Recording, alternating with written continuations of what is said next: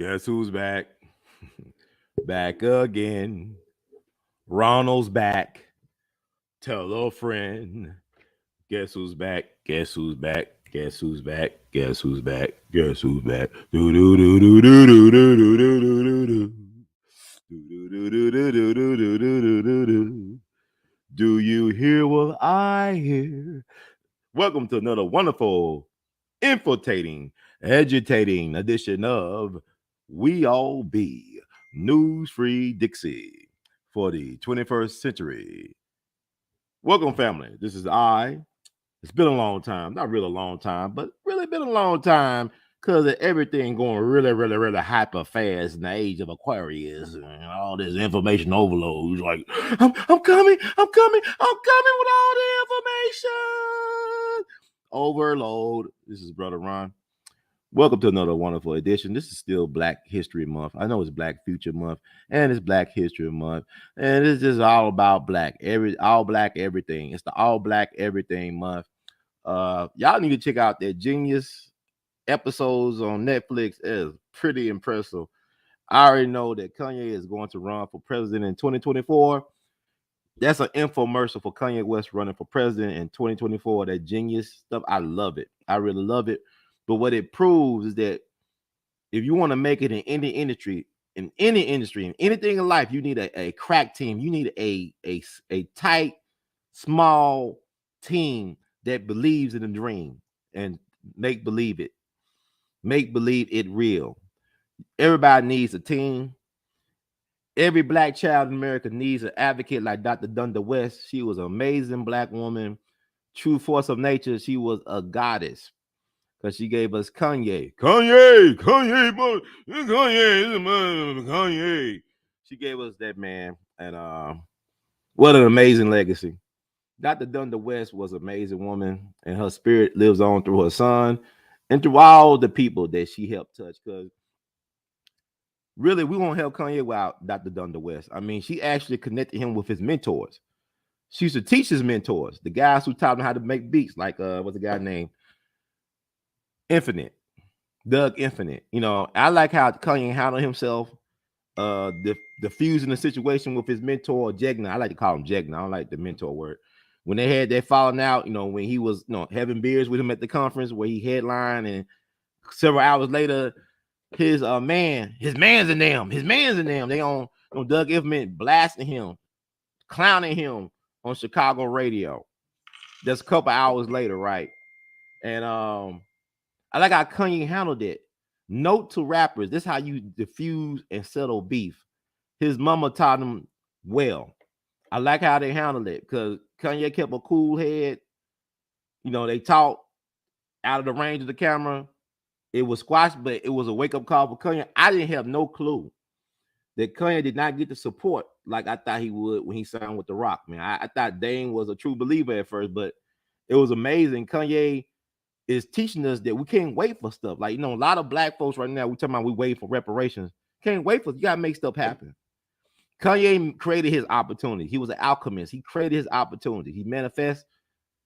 I'm amazed. Cootie, I know Cootie's taking well taken care of. He should be. Cootie, I think his name Cootie, right? His brother, the cameraman, director, the one who rocked with Kanye from day one when they met, I believe, down in Atlanta back in 98. You know, Cootie was working for Channel Zero. His TV talk show was very popular in Chicago. He met Kanye, who was a part of Mace Harlem World's movement. You know, Mace was hot back in 98. You know, who's talking about Mace today? That you getting maced by a woman, but you know, that's another story. Me too. But I'm just joking. But I mean, the fact that he could see that Kanye had that that's amazing. And all that footage, I thank God for people like Cootie. He's like kind of like, you know, he is a true documentarian, kind of like what he's what to Kanye. Cootie is to Kanye what the brother named Howard Bingham was to Muhammad Ali. Is that the brother who was Muhammad Ali's official photographer? Let me look it up. Thank you, brother Steve Mayfield, for the century mark. We love you madly. Yeah, I know y'all been missing me, but I'm changing up We All Be flow because it's time for a change. One thing I respect about Kanye, he knew when to leave his hometown, Chicago. He knew when he had to leave. If Kanye never left Chicago, we would not have the Kanye West we have today. And he really has been a blessing because Kanye West, to be honest, Kanye West is the closest thing that we have to a Miles Davis and a Picasso. He's Miles Davis and Picasso. Yeah, I said it. I don't care if y'all can rock with that or not. It is what it is. He is, when it's all said and done, Kanye is the closest thing we have to Picasso and Miles Davis. So we got to appreciate this brother. We not always agree with our dear brother on his perspectives, but really, a lot of his perspectives are not wrong. People don't like the messenger. They don't like the way he delivered the perspective, but he's on point with a lot of things. I mean, even with the fashion industry, he told y'all how it was going to be 6-7 years ago. How, you know, it's hard to break in. It's very insulated. A lot of nepotism, good old boy type of network mentality. But he broke in. I had no idea, for example, that Yeezus, them shoes he got, in some circles are more popular and more expensive than Jordans. I had no idea till my cousin, who's a sneakerhead. Shout out to my dear cousin Caleb, a true sneakerhead. He loved Yeezus, man. He rocked them Kanye's. He rocked everything. But he put me on the game a couple years ago about how serious is a thirst for Kanye stuff. I don't care for the boots, but I like his swag. I like his confidence. I see where he got it from with his mom. Because really, this documentary is about exposing the greatness of his mom, Dr. Donda West. And that's what it really is about. And praise long overdue, but even she can succumb to insecurity. As we all know, how she died is unfortunate. That as brilliant, as radiant as that Black woman was, that she still had some insecurities like all of us, you know, when it comes to our image and look. And I tell you something, California will make you feel very insecure. Because you go to LA, man, those people got, like, it's a foodie heaven, but people got these amazing bodies, right? You know, like, you know, you in foodie heaven. LA one of the best places for foodies, man. Because you could go to a hole in the wall place and find some of the best food ever. Like, I could go to a Mexican restaurant near LAX, a hole in the wall. Some of the best Mexican pizza I ever had in my life, I had at one of them hole in the wall places. If you love hamburgers, LA is the place to be. You got In-N-Out, you got Fat Burger, you got Tommy Burger. That's like a double cheeseburger, chili cheese style, chili cheese fries, acid reflux central, but it's worth a bite. Even got a place called Johnny Pastrami, which according to the New York Times is one of the top, if not the top place to have pastrami. Now, you would think that pastrami is a specialty on the East Coast or the Midwest and places like Chicago, Milwaukee, but, you know, LA got it all. And they got some good looking people. But a lot of these people probably are, cosmetically made up. They're not real. They don't exist in nature, but they look so damn good and make you feel so damn bad about yourself if you're not careful. So it's easy. Even somebody like Donda West could get lost in the flashy lights. You know what I'm saying? God bless her soul. And thank you, Sister Dr. Donda West, for giving us, for sharing with the world your son, Kanye. Now, I'm a fan of a lot of old Kanye stuff, but I'll tell you about Kanye. I know I'll be talking about something else right now, but I just want to get this bit on my spirit. Kanye is a visionary, because when I first heard 808s and Heartbreak, I loved it. A lot of folks couldn't get with that. But he predicted what was to come in music with 808s and Heartbreak. You know what I'm saying? Even looking at the documentary about how he made College Dropout, he's in the W, recording stuff with no recording budget, with no type of budget. He making stuff happen. Even Through the Wire was ingenious, how they went to the dentist office, showing the dentist taking out his wires out of his mouth, and how they put it together. They piecemealed that thing together. It cost them $33,000, but billions of dollars later, that was a great investment. He got billions and billions of dollars by investing $33,000 in a video and believing in himself. And this is before social media, really. I mean, this is before hell, MySpace. Was there even Facebook? There was no Facebook. It wasn't available to the public. There was no YouTube when Kanye was doing this. It's genius. Brilliant. So, I mean, I think people should study and really watch those episodes in that docuseries and really get lifted and inspired that you could be what you want to be if you believe in yourself. You got to have that swagger, that confidence, that vision. You got to be able to have that alchemist spirit to be able to manifest what you want. Stop waiting for somebody to put you on. Put yourself on. I had no idea They even when he was signed to the Rock, he had them type of issues with them pushing back his release dates, not giving him a budget to work with. Impressive. Impressive. Job well done, Kanye. And I already know the best is yet to come. And also, this is Black History, Black Future Month. You know, a lot of people got a problem with Kim Kardashian, but here's a true Black history fact. Black men made Kim Kardashian. Black men made her. OJ, Ray J, and Kanye, they made Kim Kardashian. The Kardashians would not have what they have without black men. Black men are needed in all levels of society, in all access of human activities. We need black men to be counted. Black hetero males are needed to stand up to be men. It's very important. And let me address this too. The young Dolph Malcolm and Ahmaud Arbery show I did last. Now I know some cats don't believe that Ahmaud and young Dolph should be mentioned in the same breath as a Malcolm X. I really do disagree with that because, like Baba Dick Gregory used to tell me, he said, brother, Ron, a lot of times people remember you more how you died than how you live. Your death could be more important than your life, how you lived your life, to humanity. You look at George Floyd. I'm not judging George Floyd, but he wasn't doing no Malcolm X, Medgar Evers, Dr. King stuff while he was alive. But his death has provided an important, contribution to making folks aware of inequities in our society. So his death had more meaning than his life. If that make any sense. Like Emmett Till. Emmett Till was no activist. He was down there visiting his relatives in Mississippi for the summer. He wasn't trying to change the world. You know what I'm saying? He was just being a kid and it cost him his life.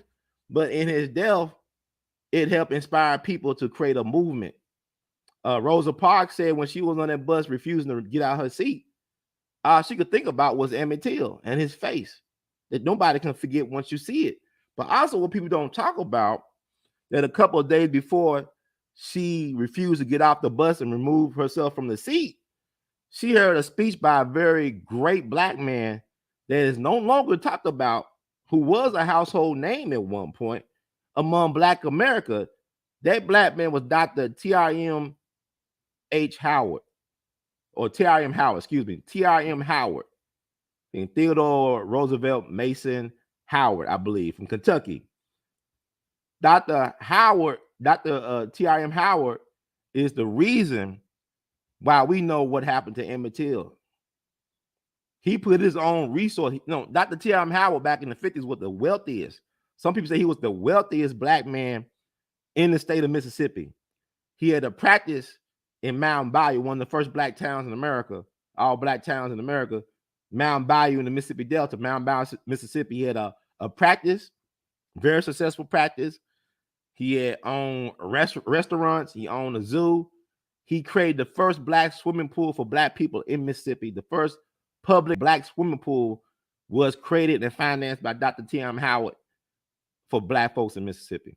Had an insurance company where he gave Medgar Evers, I believe, his first job coming out of college of Alcorn State. Medgar Evers was a protege of Dr. T.R.M. Howard. Medgar Evers' brother Charles was also a protege. Another protege was Fannie Lou Hamer. So Dr. Howard inspired some black folks to do some things, to shake it up, to create, as John Lewis would say, good trouble. Good trouble. Good trouble. So Dr. Howard, he helped find out what happened to Emmett Till. When y'all saw the women of the movement, I have not seen the last episodes, but I know they had Dr. Howard featured. But when Mamie Till came down to the murder trial for her son, she stayed with Dr. Howard. She stayed at his home in Mountain Bayou. As far as I know, that home still exists. It's a ranch-style home, but he had round-the-clock security. He had black men armed with guns. Dr. Howard believed in self-defense. He believed in knowing how to use a gun. A lot of our greatest civil rights leaders were gun advocates. Ida B. Wells was a gun advocate. A lot of Frederick Douglass. So this idea about being passive when they trying to kill you and destroy your family, it doesn't fly with the real ones. Fannie Lou Hamer, they were not against the gun.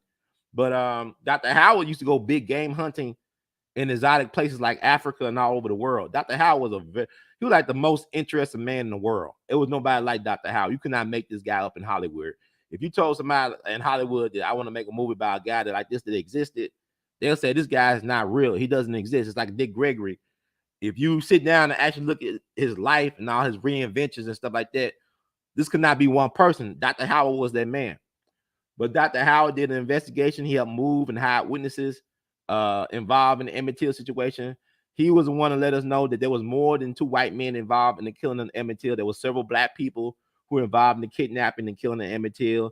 He called out J. Edgar Hoover for being nonchalant and complacent about the Emmett Till ordeal. They got him on J. Edgar Hoover's infamous enemies list back in the 50s, and they ran him out of Mississippi. He had to run for his life. But I think one of the reasons why they don't talk about Dr. Howard today is because he also used to abort babies. He was an abortionist, and he believed in some aspects of eugenics. He believed that in some aspects of eugenics, and he practiced abortion. But what kept him in power that he aborted the baby with a lot of power for white people. White folks were, in shame. Abortions were illegal at that time, so they would come to Dr. Howard in the middle of the night, you know what I'm saying, and get the procedure done in a safe way for them. A lot of times people would die from getting these illegal abortions because what they were had. Sometimes people perform abortions in alleyways and all types of unclinical places. But Dr. Howard, he kept a lot of white folks' secrets down the Delta. That what kept him alive probably because he was not a step and fetch type of black man. He was a proud 10 toes down brother, and he went to school out in Cali. And also, he was a journalist. I believe he wrote for the California Eagle when he was going to school out in California, and where he met his wife, who was a socialite. And her brother was one of the first marketing black executives at Pepsi. He actually put Ron Brown in a Pepsi commercial. Ad. He put Ron Brown when he was a little kid in a Pepsi ad commercial that could target African Americans for Pepsi, and the rest is history. That's Ron Brown. He started out as a child star doing advertisements for Pepsi, and it was Dr. T.I.M. Howard's brother-in-law that discovered him and put him in the marketing ads for Pepsi back in the day. So I'm just telling y'all stuff y'all ain't gonna never get a lot of times from these other bloggers. I don't do all that libel and slander stuff a lot. I don't believe in it. I believe in giving out people information while we still can get it. So excuse me if I'm going so fast. I'll slow it down a little bit. But Dr. Howard was amazing, man. He went up to Chicago, started his practice up there on the South Side. He actually was one of the first black leaders to give money to the widow of Malcolm X. I think Malcolm would see him for money from time to time. And I know it's Founders Day weekend, whatever y'all call it, Nation of Islam. We're going to talk about the Nation of Islam today because we're going to talk about the Black Mafia, Temple number 12 in Philly. That's the one they put Malcolm in charge of. Malcolm was in charge of Temple number 7 up in New York, and also Temple 12. And he gonna see they was afraid of Malcolm. They knew if Malcolm became Elijah Muhammad's successor, he was gonna shut down crap they were doing in places like Temple 12 in Philadelphia. That was the birthplace of the Black Mafia. I don't know if y'all hip to the Black Mafia. We'll be talking about them today because the subject matter we're talking about, tragic demise of Sister Michele Burgen, promising young editor, newspaper person, editor at at Ebony Magazine, was found dead at New York's LaGuardia Airport in her rental car back on February 25th, 1980, with execution-style bullet wound to the back of the head. And a lot of people believe that she was a victim of the Black Mafia family out of Philadelphia. People believe she was a drug courier because she had access to, for her job, she would travel around the country. And so she had, might have been moving. She was a drug mule. And I'm not saying this as a disrespect to her, but some people theorize that she was a drug mule or courier for the Black Mafia family out of Philadelphia. And that one of her people that was working with her got caught by the feds and became a snitch. So it felt like she was compromised, so they got rid of her. And they left no evidence except for the fact that her rental car information was in her car, in the rental car at the time. I think they forgot it, overlooked it, and realized they left it behind. They took all her identification from her money, everything, except for that rental car information. But we're going to talk about that. We're going to talk about some theories behind it and some other stuff. We're going to get a good, thorough education. I'm going to give y'all at least 2 hours of edutainment today because I can't do. I mean, I see people doing marathon shows. I can't do the Young Dolph 8-hour shows. I can't do them. One day I might have caller ins, but I don't see nobody have the energy to do like 8-hour shows and wake up and do them again. That's crazy. But I mean, but I respect the passion, you know.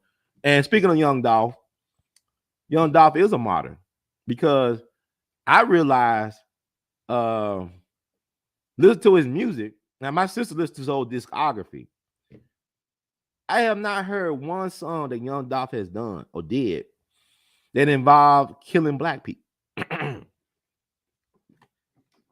far as I know, all Young Dolph songs deal with getting money, getting kitty cat, and getting high. I have not heard a Young Dolph song. You know, he might slip with his ops and his ops girlfriend or baby mama, but he never talked about killing no black person on wax. That's impressive to me, considering the genre of music he's classified being in. The hit did not talk about killing black folks in his songs. He did not talk about selling crack or cocaine to black people in his song because he's a product of crackheads. No disrespect, but his family, his mom and dad were crackheads. They had a chemical dependency problem.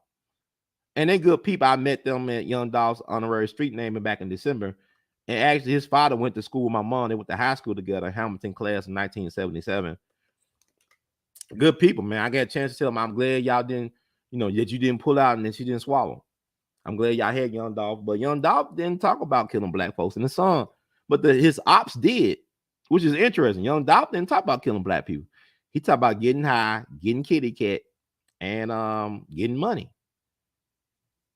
He talked about having goons, but he was talking about doing it in bodily harm to black folks in his lyrics. So I just think the fact that he was that aware on that level like that is interesting to me. Because some of my favorite rappers do talk about killing black folks all the time. Or like they talking about doing harm to the community by selling drugs, like crack. Like Jay-Z, my number 2. He made his whole career about being a dope dealer. American Gangster soundtrack. I love that soundtrack that he did. It's all about selling drugs, right? Selling crack. Even Kanye. I don't hear no Kanye songs really talking about doing harm to black people. That's why I think Rockefeller was hesitant, because you got people on there named Petey Crack and Benny Siegel. Buzzy Siegel's birthday is coming up. I think that's my favorite gangster. I think his birthday February 28th. He was born February 28th, 1906. But I know Suge Knight, when they did the documentary on Suge Knight for Showtime, he talking about his favorite mob movie was Bugsy. And Bugsy was an all right mob movie, but it was flawed, but it was, this Warren Beatty did a good job with what he had.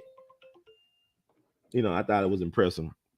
And I still watch it from time to time, even though it's not accurate by a long stretch of imagination, but it's entertaining.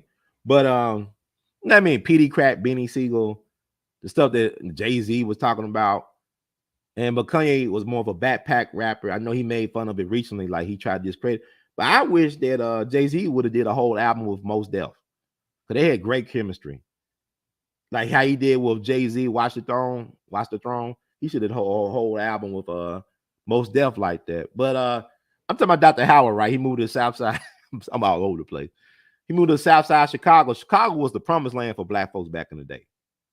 A lot of great black folks came out of Chicago. Product of Chicago came through Chicago. You gonna have Black America without Chicago, period. It was one time before Atlanta was the black capital of Black America. Chicago, the promised land.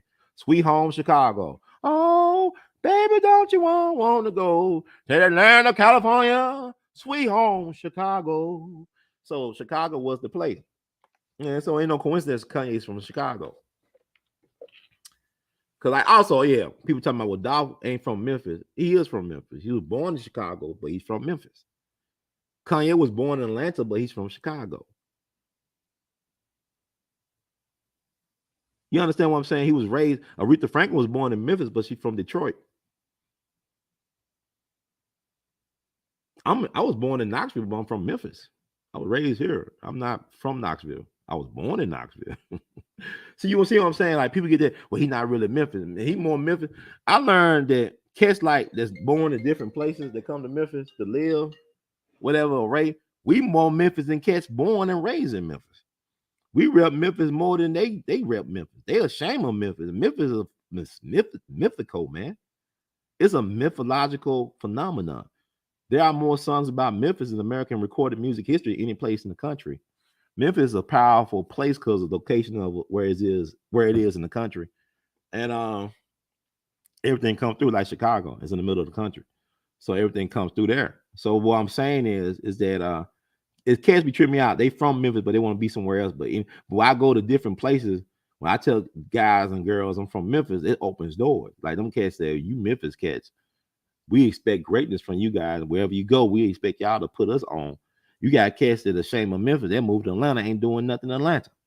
Then they say Atlanta ain't nothing. I said, you ain't adding. You didn't add nothing from where you was from.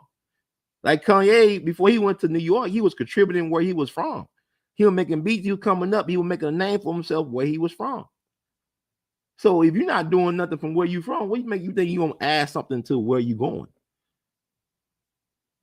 See, ain't where you from is where you at mentally and spiritually. It's where your mind is at. It's where your spirit is at. That's how you contribute. But with Dolph, he loved Memphis, man. He like, people talking about he's from Chicago. He's not from Chicago. He was born in Chicago. He from Memphis. He rep Memphis. Listen to his music. He don't rep Chicago. He's not naming landmarks in Chicago or food places in Chicago. He naming food. Talking about Jack Pirtles, man. That's a Memphis thing. Jack Pirtles is Memphis. They ain't Chicago. Y'all got Hurls up in Chicago. We got Jack Pirtles. We got Gus down here. I mean, I go in Atlanta. I say, yeah, you know, Gus is from Memphis, right? Well, it's from the Memphis area. But I don't know, man. But speaking of Chicago, let's talk about. Okay, I'm 26 minutes in. Let's go ahead and talk about what we need to talk about. Thank y'all for being patient. Oh my God. Sometimes I don't feel like I want to do a show, and I do a show. I don't know how to get off when I do the show. But let's do a history lesson because it's crazy that it's so much Black history out here that's not known.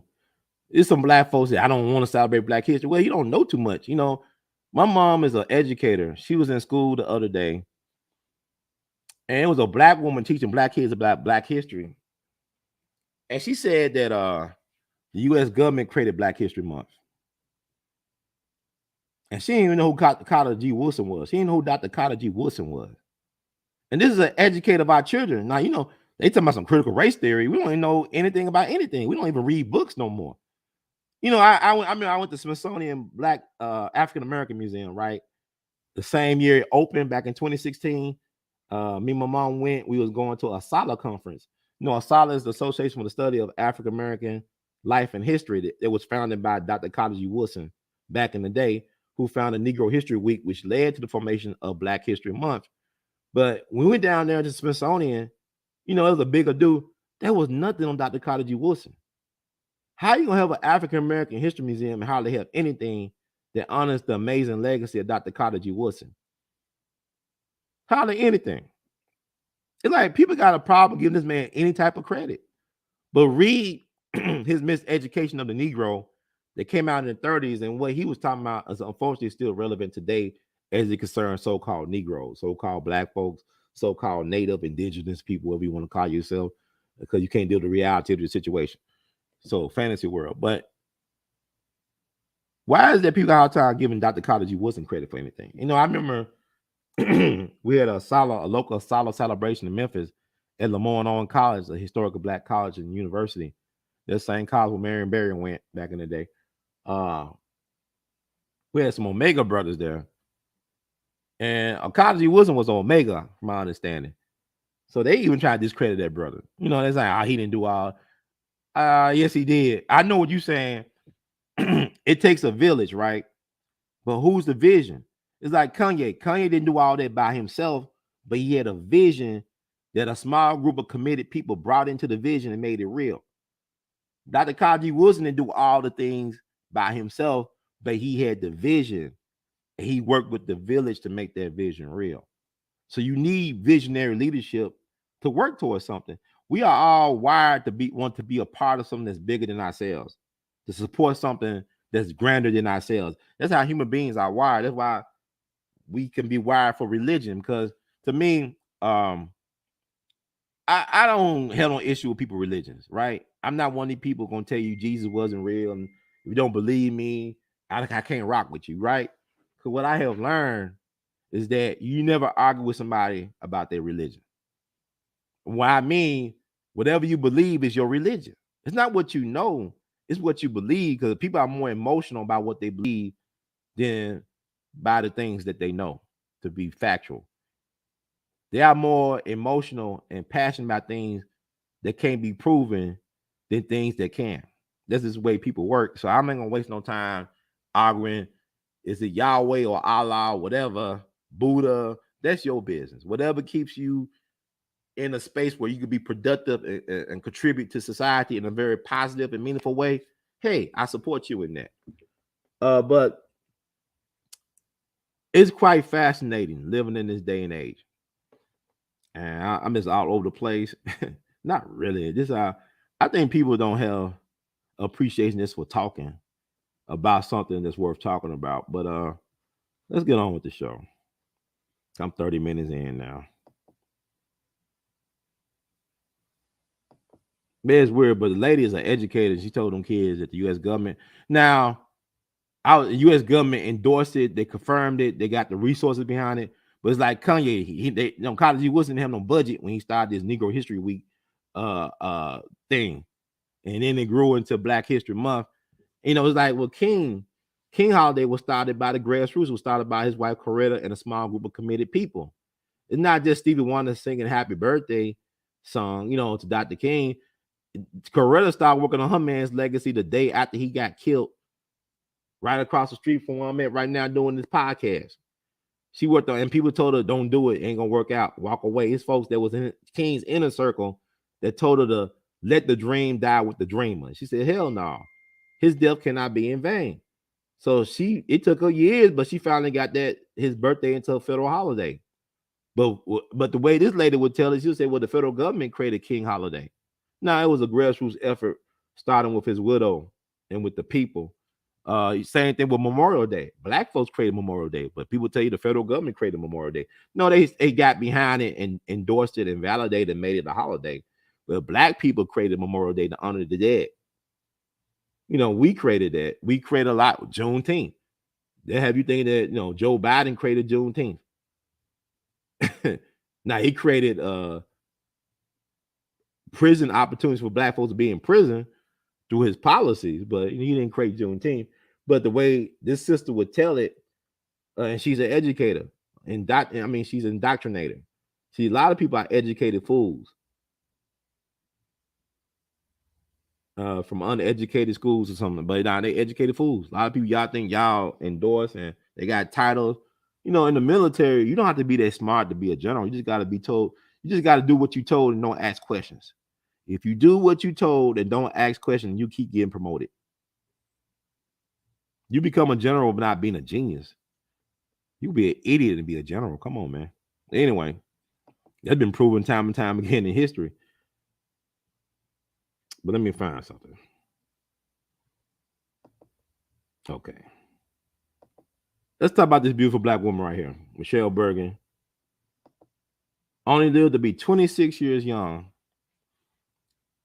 Was found dead under questionable circumstances February 26, 1980. That was a Monday. So let's talk about what happened to this sister. I'm gonna read some things from articles from that time, and also I'm gonna offer some other insight about what could cause her demise, what could have possibly caused her demise, right? So thank y'all for rocking with me, for being patient. This is We All Be News Free Dixie for the 21st century. It's an honor to do this on her. And like I said, I'm sorry for this taking so long to get to the point. And I want to encourage you all, it's so much because Black folks so against, we so mad, and really a lot of us love white people more than we love ourselves. We be fake mad about Black History Month being the shortest month of the year. We fake mad. We love anything white folks give us, man. We just want their attention. We like that dog. We just want them to pat us on our head. It's gonna be all right, boy. You part of the family. Black folks weird, man. We're weird people. That's why we can't get no justice, because it's just us wanting to be with them. And they, and white folks try to tell us for years, stay away, color only, whites only. We know white folks trying to tell you we ain't no good. But black folks are, man, we want to be with y'all, man. Why y'all say we can't be with y'all? Because we evil, we monsters. Don't y'all understand our history? Look at our look at our credit history when it comes to how we deal with other people that don't look like us. Now let's talk about this was 42 years ago yesterday. What happened to the mysterious death and demise of sister Michele Burgen. I'm reading this Chicago Tribune dated Wednesday, February 27, 1980, by a black journalist named Clarence Page. Now, this is what he said. We're going to be read a couple hour articles and other stuff. The body of a young woman found shot to death in a parking lot at New York's LaGuardia Airport was identified today as that of Michele Burgen, an Ebony magazine assistant editor and former reporter for the Tribune. The body of Miss Burgen, 3710 North Pine Grove Avenue, was discovered Monday night by New York Port Authority policemen on a routine patrol of the parking area. The body, fully clothed and with one bullet wound in the back of the head, was found dumped over in the front seat of a rental car. The slayer took great pains to cover his tracks, Detective Richard Beck of the New York City Police said. All money and identification were missing, and the car doors were locked and the key taken, he said. Only the car's rental forms, apparently overlooked by the slayer, and able to track down the victim's identity. The car was signed out with Miss Burgen's driver's license and an Ebony magazine credit card, police said. Herbert Nipson, Ebony executive editor in the magazine's headquarters, 820 South Michigan Avenue, said she was on vacation and had told co-workers she was planning to visit her parents in California this week. Her mother, Mrs. Louise Burgen of Los Angeles, told the Tribune that her daughter had mentioned she would stop at a convention in Philadelphia or something like that before going to California. According to the rental forms, the car was signed out Saturday night, shortly after her arrival in New York from Chicago, and was to be returned Sunday. New York police searched area hotels and questioned other Ebony officials for clues as to who might have seen her last. She was a wonderful woman and a fine writer, said Nipson. Miss Burgen, a 1976 graduate of Michigan State University, worked as a summer intern for the Tribune that year and later joined Ebony. Miss Burgen was the half sister of Denise Nichols, star of the former ABC television series Room 222. So this is like an article came out. She used to work at the Chicago Tribune. This came out February 27th, 1980, a Wednesday, just 2 days after her body was found in LaGuardia under suspect circumstances. So also I want to read an update that was done not too long after this story, right? Read this update. Let's see if I can find it.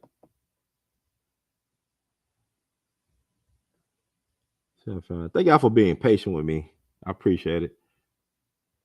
I'm just surprised, like, there's no YouTube videos about Michele Burgen.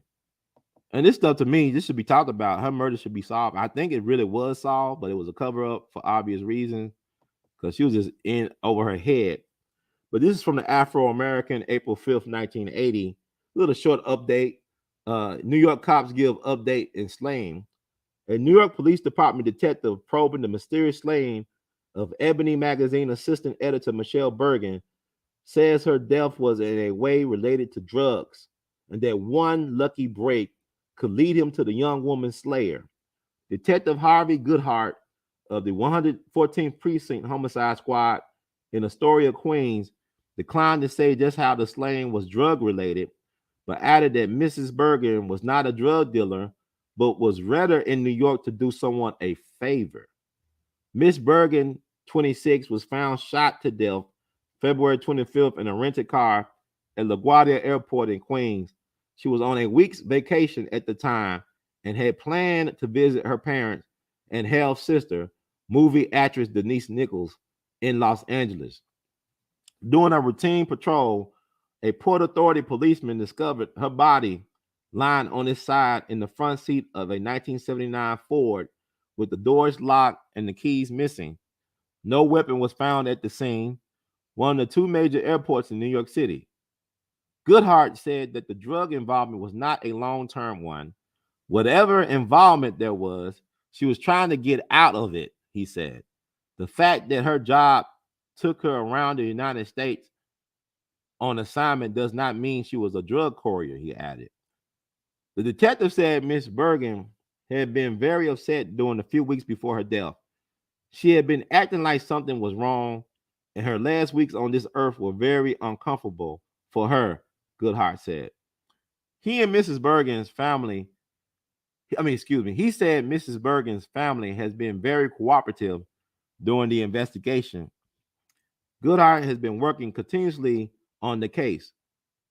What brought Mrs. Burgen to New York is unclear, and it has not been determined where she went upon her arrival here. Although Goodhart said there are some leads. However, one report said that she told her boyfriend, Michael Say, that she was going to drive to Philadelphia to meet Ernest Edwards of the World Community of Islam in the West concerning a position as managing editor of a weekly publication Edwards planned to launch in Chicago.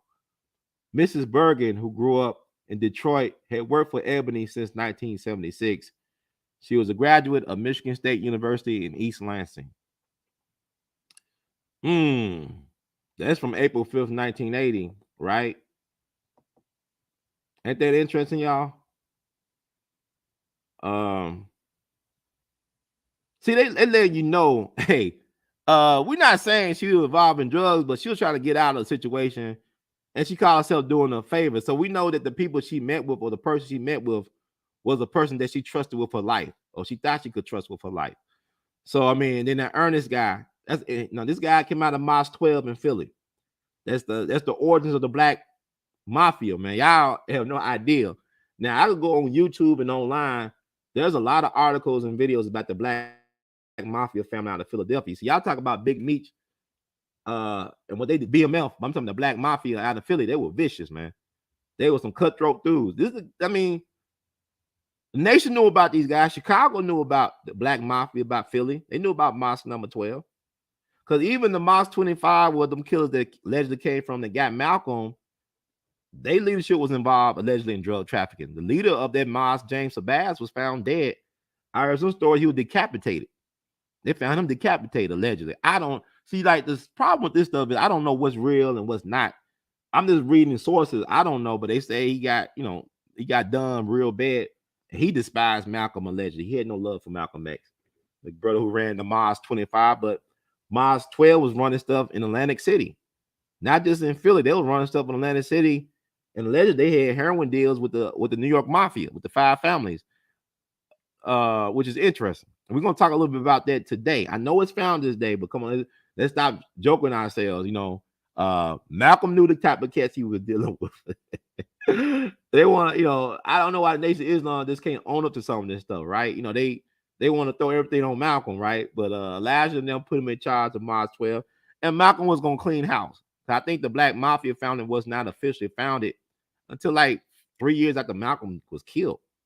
So Malcolm was in the process of getting stuff right, but they kicked him out the nation, and the rest is history.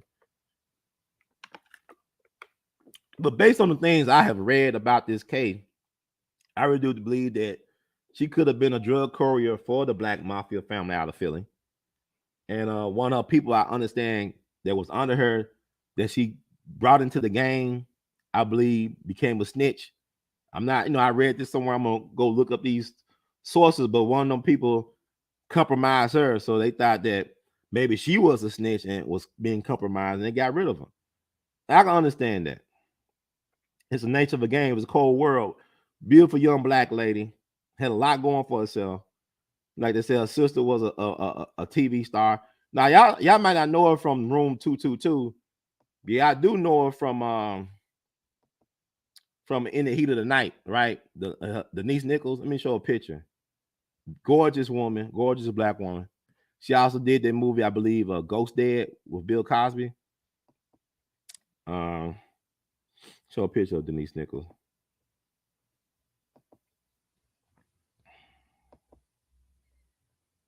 Let me show this picture of Denise Nichols. This is her at her sister's funeral.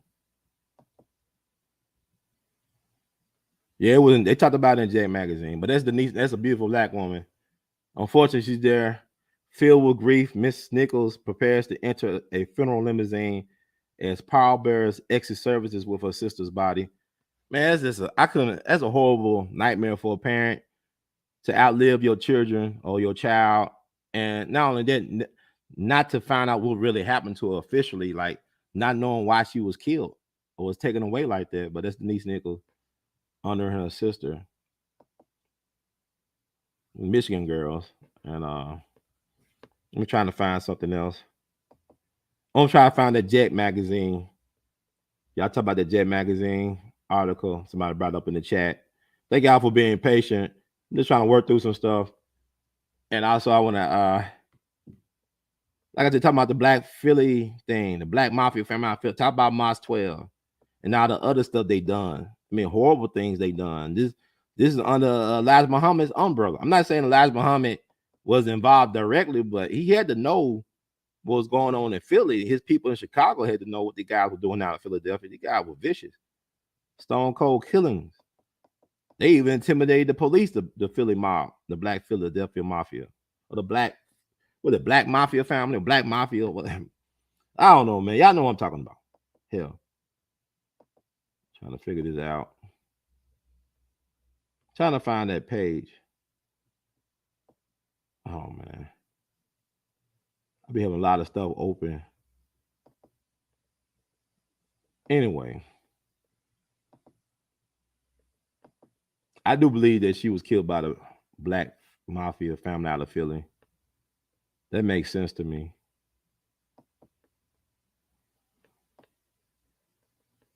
I'm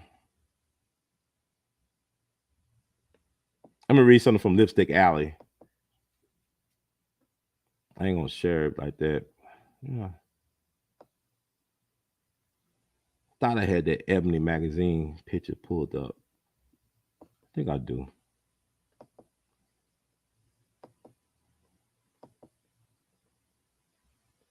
I'll show this one. That's Denise Nichols on the left. And that's a sister on the right. Beautiful, beautiful black women, gorgeous women, very educated, sophisticated, successful black women in their own right. You know, she talked about this is like from 1990. This Jet magazine article from 1990. Denise Nichols, Ghost Dead Star tales of experience with ghost of slain sister. So I guess we could read a little bit of that and move it along. Like I said, thank y'all for being patient, man. I just trying to find all this stuff. So we'll read that. We all be news free Dixie for the 21st century. We all be news free Dixie for the 21st century. Like I said, I'm gonna have y'all out here under 2 hours. I was concerned that there was no information about this woman like on YouTube. I said all the stuff they got on YouTube, nobody did a video about Michele Burgen and what happened to her. And I saw it was the 42nd anniversary approaching and has passed because it was yesterday. And so I thought to myself, let me do a something about her because this is stuff I want to do now. Like, I'm not interested in interviewing a lot of people. I'm gonna interview people still one day, but I'm not interested. There's enough people that got interviews out there, hours and hours of footage. Y'all can go somewhere else to get that, but I'm trying to figure out a new way to live, my new path that I'm looking. I'm gonna tell these stories. Okay, Denise Nichols. Let's read this article together, family. Let's read it together, because a family that reads together stays together. Anyway, let's read this. We all be news free Dixie for the 21st century. Okay. And how the format is Denise Nichols, Ghost Dead Star tales of experience with ghosts of slain sister. Beautiful actress Denise Nichols, who portrays the centrally aggressive girlfriend of Bill Cosby's film character whose ghost tried to keep alive their romance in the movie Ghost Dad, says she believes in ghosts and tells of her experience with let's see, with the ghost of her slain sister, journalist Michele Burgen.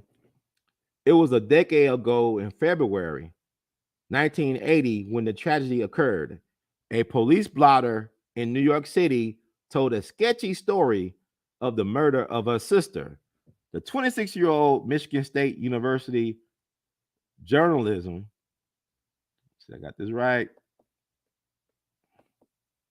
journalism graduate was a promising editor on the staff of Ebony. She had left the magazine's Chicago headquarters for New York with plans to leave the Big Apple and fly to Los Angeles for a visit with her parents and her actress slash sister before returning to her job. 2 days after her arrival in New York, police reported that the body of Miss Burgen was found locked in a rental car at LaGuardia Airport. Homicide detectives who probed the murder said there were no clues, no suspect, and no motive for the slaying. Although her purse was missing. Y'all remember that? Her purse was missing.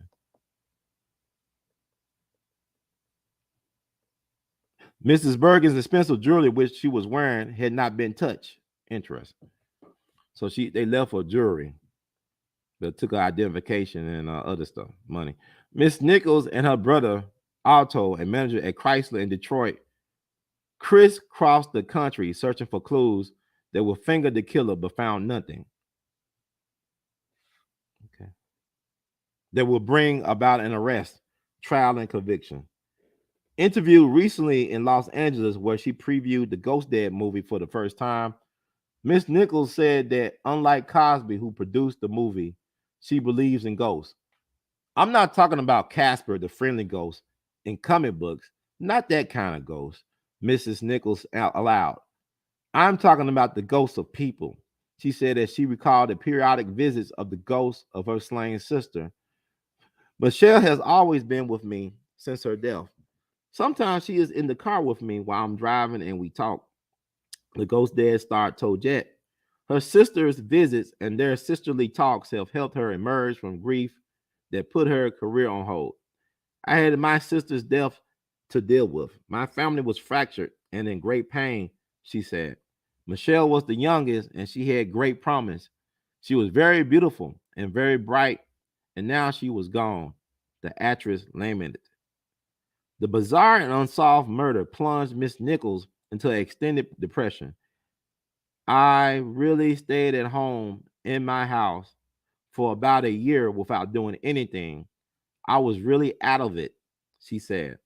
Although the memory of Mrs. Nichols is still scarred by the murder, the ghostly visits by her sister apparently have helped raise her spirits. I decided to take some writing classes to try and find structure to start pulling myself out of this depression I was in, she said. That decision resulted in her earning a bachelor's degree and completing half of the credits for a master's degree at the University of Southern California.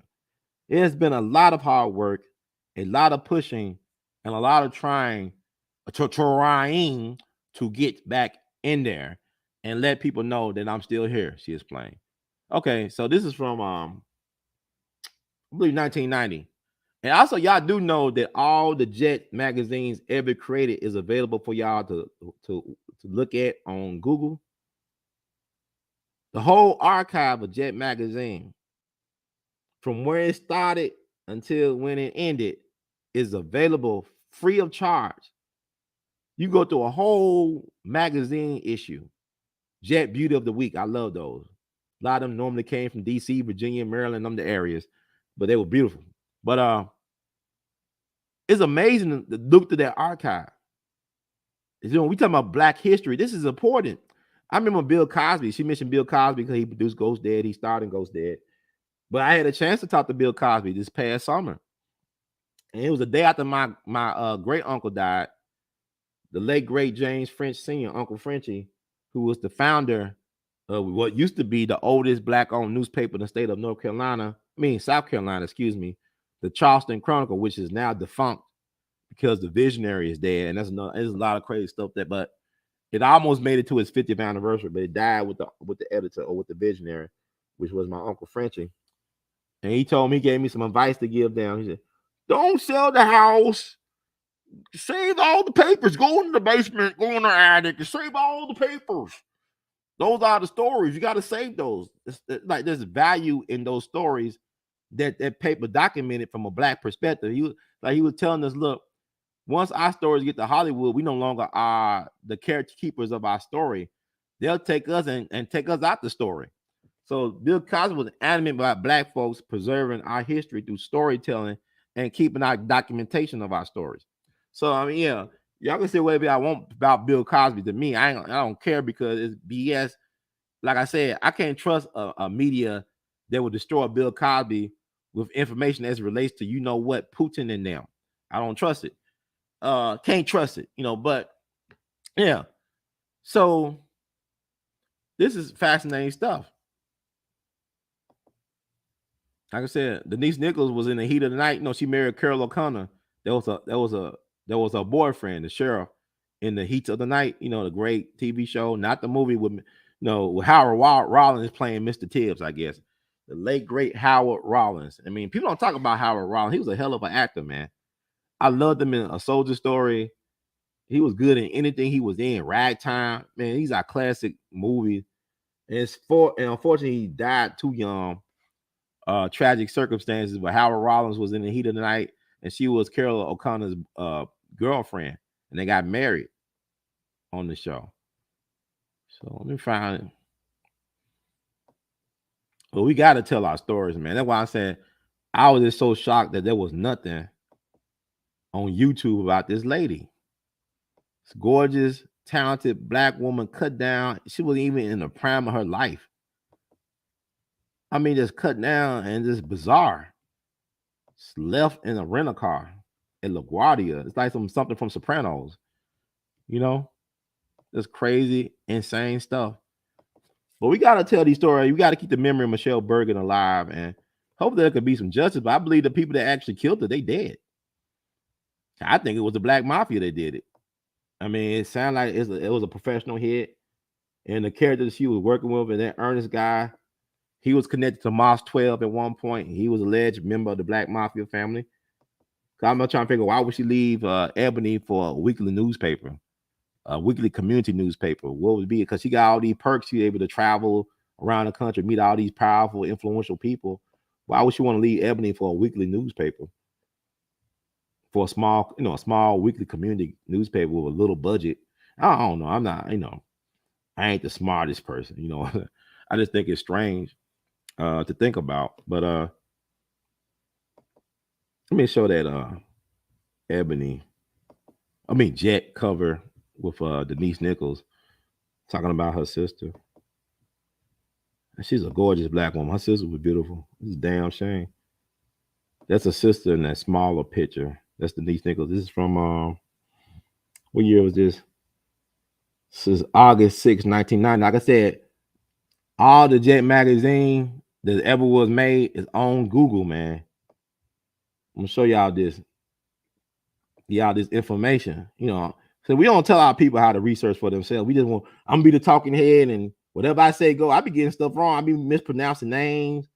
I'm a human being. I'm gonna make mistakes. I'm not trying to mislead y'all, because a lot of people think he's a charlatan. He got that date wrong, that person wrong. That's the wrong picture. I said, no, I just had bad information, and please forgive me if I mislead you, but I'm not trying to do it on purpose. Okay, that's my whole thing. But that was down. But let me share with y'all this other thing about Jet magazine. Every Jet magazine ever created is online. It's on Google. You see that? That's Google Books. Every Jet magazine. See, that's her with Carol O'Connor, Denise Nichols, and Carol O'Connor. That's down on Jet magazine.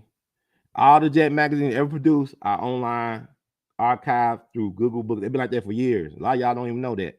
Y'all think I gotta go to eBay just to get a copy of Jet magazine from 1990 or 94 or 1955. It's right here. So this came out May 9th, 1994. That's Denise Nichols, the Pretty Red Bone with Carol O'Connor, Archie Bunker, whatever. We had on TV drama in the heat of the night. You can actually look through the books, man. It's not just a cover. You can scroll, got everything. Got the Jet Beauty Week, got everything. You go back all the way to the 50s, man. This stuff is so incredible because I remember I was looking through Jet magazine around the time President Kennedy got killed, when President Kennedy got killed. And you had people talking about in an article or in the magazine around that time, should we suspend the civil rights movement? They actually talking about suspending the civil rights movement because President Kennedy got killed. And no disrespect to the President Kennedy, but I thought that was insane. Look at this. Y'all see this? It's amazing. They go Sidney Poitier and our boy Harry Belafonte. They talking about mixed color. They talking about black dudes marrying Asian women out in the 50s and 60s. This stuff is crazy. It's just all this stuff is online, man. Y'all not taking advantage of this stuff, man. All this stuff is online. Y'all got all our history in real time or preserved. I mean, this is why it's so important to tell our stories, man. It is so important to tell these stories. Let's see if I can find that issue that I was talking about them suspending the civil rights movement because President Kennedy got killed. That stuff was crazy. Oh man, find that issue. Man, this stuff is all. I mean, y'all know, man. These things are great reads. You know, interesting journalism. They talking about swirling back in the 50s. Talking about black men dating Asian women or marrying Asian women. They're talking about all types of interest. That's the President Kennedy issue. I saw it. Let me see something. Maybe they talking about that's the President Kennedy issue. Like I tell you, I ain't lying to y'all, man. I'm trying to give y'all some good stuff. See how many people talking about this on YouTube? On YouTube, they talking about some bull crap. Only 20 cents, December 12th, 1963. The legacy JFK leaves Negroes. The black folks loved JFK back then. They were crazy about JFK, boy. Hardly did anything for black folks, but black folks, man, just the thought of JFK. Trying to see. Actually, some Negro leaders to support Johnson. Okay, so this is what they were talking about. The spinning civil rights movement over JFK. And well planned hate. What happened to Young Dolph was well planned hate, right?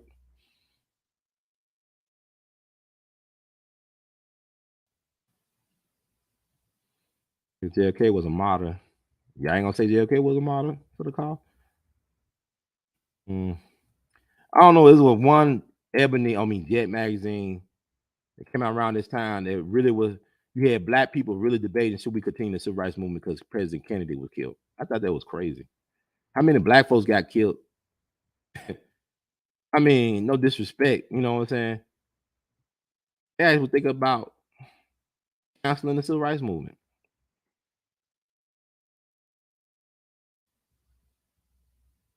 Okay, I'll read this part. The SNCC, Student Nonviolent Coordinating Committee, will not halt demonstrations at JFK Memorial.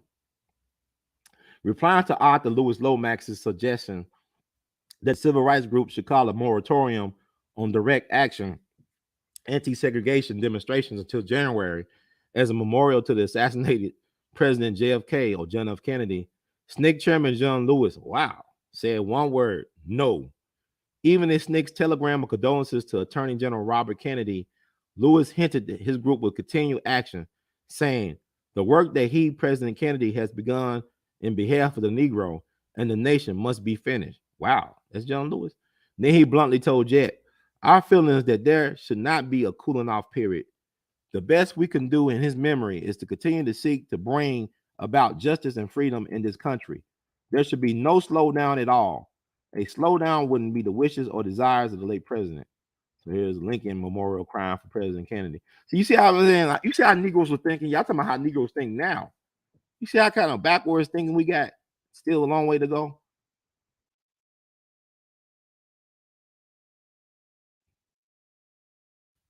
So I guess it was a Kennedy issue. They're actually thinking about suspending the movement.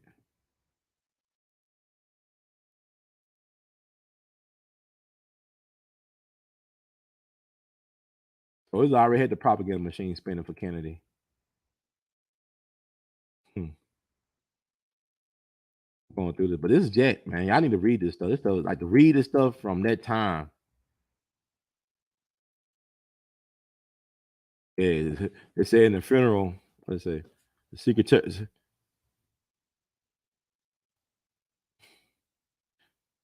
for the funeral, the Secret Service took no chances. I mean, he already dead. Y'all mission failed, mission not accomplished, or maybe it was. But I just wanted to share this with y'all. I think it was very important. I ain't gonna read all this stuff, but I just want you to know that black folks actually thought about suspending the movement because President Kennedy got killed. But like what Dr. John Henry Clark said, bury the man and continue the plan. Bury the man and continue the plan. It was interesting, you know, that year also Medgar Evers got killed. And there's a picture of Medgar Evers meeting, I mean not Medgar Evers, but President John F. Kennedy meeting with the widow of Medgar Evers, Sister Merle Evers, their children, and also Medgar Evers' brother Charles in the Oval Office. He probably had no idea that he'll be killed a few months later after Medgar Evers, about maybe 5 months later. You know, that's weird to look at that picture of President Kennedy meeting with Merle Evers and Medgar Evers' brother Charles in the Oval Office. That's an interesting picture to look at, realizing that 5 months later he will be dead too. So anyway, let's get back to the subject at hand. I just want to share, but go online. Y'all can Google up all the jets, and Emmett Till. Y'all can see the Emmett Till one with the infamous photo. The whole, I mean, it's amazing to read that stuff from that era. And you think about the stuff that's going on now, you know, because like I tell people back then, back in the 60s, they had a BLM movement. It was called the Black Liberation Movement. And it was compromised like the Black Lives Movement was. Because all these organizations were compromised by the government. The fact that you had 9 FBI informants in the Audubon that day that Malcolm got killed in front of his family let you know what time it is, because the government did not call them as witnesses at the murder trial. It's like what Geronimo Pratt, Tupac's godfather, he was at a meeting with top-level Black Panthers in Oakland, and yet they accused him of killing this black woman. I'm not black woman, but accused him of killing this white lady at a tennis court, I think in L.A. And he spent 30 years in prison almost, and the government had information. He was under surveillance by the U.S. government. They knew exactly where he was at when all this stuff went down with the murder of the white woman on the tennis court. He was nowhere near L.A. I think it was L.A. That woman got killed, and the government knew this, and the jury, they did not share this evidence with the court or with the jury. Had the jury got this evidence, he would not spend 30 years. And you know what made it worse? I'm telling you what made it worse. I read that Huey Newton told Black Panther Party members not to testify on behalf of Geronimo Pratt. He told leadership. Now, Huey P. Newton's birthday was February 17th. He shared the same birthday as Michael Jordan and Jim Brown. He's one of our Black history goats. No, make no mistake about it. But I read that a couple times in places. I read stuff. I don't know what's true or not. Is out there that allegedly he told people not to help Geronimo Pratt in his time of need. And Geronimo lost a lot to the struggle, man. You know, he lost 30 years, almost 30 years of his life in prison. You know, Johnny Cochran helped get him out. He got out in 97. I believe he died in Tanzania back in 2010, I'm not mistaken. But he got a multi-million-dollar settlement from the government, but those years he can't get back. Then he lost his wife, and his wife was pregnant. They killed her and dumped her in the Los Angeles ravine, I believe. They found her stuff in the mattress. This is this version I heard that she was stuffed in the mattress or whatever. She was pregnant. He went through a lot of stuff. He went to Vietnam, served his country. But when people talk about Crips and all that stuff, there's a great documentary called Bastards of the Party, made by Clay Bone Sloan, who got ran over by Suge Knight, who is a blood. But he made a great documentary called Bastards of the Party to talk about the origins of the Bloods and the Crips. And really, they were a government project. They were created by the government. U.S. government policy created Bloods and Crips and Vice Lords and GDs and all that stuff. Black folks, we think we create this stuff. We're just a product of the same system. The hood rat was created by the government. Hood rat does not exist in nature. It's a product of the government. That's why I call it the project. But what they did, they put people like Geronimo Pratt in jail. They killed Bunchy Carter and John Huggins at UCLA. Bunchy Carter was called the mayor of the ghetto. Very charismatic brother who was a poet. and he was leader of the Black Panther leadership in L.A. and they killed him. They killed Fred Hampton in Chicago. He was trying to politicize the street gangs. He called them their tribe. He called the street gangs Chicago, the multi-ethnic street gangs, his Rainbow Coalition. That was Jesse Jackson got that from. The Rainbow Coalition came from Fred Hampton. He had the original Rainbow Coalition. That was for the grassroots justice in the streets and organizing and politicizing the many tribes of Chicago, the street, because Chicago is a gang town. It's a gangster town, which is funny. People talk about the greatness of Mayor Daley from back in the day, Father Daley, and they talk about Anton Cermak, but they no different to me than Larry Hoover or Jeff Fort. Jeff Fort and Larry Hoover could have been very successful mayors of Chicago because it's a gangster town. It's a gang town. It's gang. So my thing is weird, but the government created Bloods and Crips and all these street gangs. It's like the government created the mafia. Prohibition created organized crime. The government is organized crime. People always talking about, people kind of retarded. I ain't gonna say retarded. Let me take that back. People talking about when you catch a case from the feds, right? The feds got almost 100% conviction rate because they rigged the game. It's not because they got so much evidence. They can say whatever they want to say. They can say the sky is purple when it's blue, but because they got the power and resources, they're gonna make you an offer you can't refuse and say, you have to go with us, or you have to do this plea. You're gonna do this time. It's not that they got a lot of evidence on people. It's like even you look at Al Capone's income tax evasion case. They rigged that. They wanted the powers that be wanted Al Capone just to go to jail for anything. They could never prove that he killed anybody, even though people say he's a murderer. You can never prove that he killed anybody. So legally, he's not a murderer. Technically, he's not a murderer. He can't prove it. But even the income tax thing, that was a setup thing.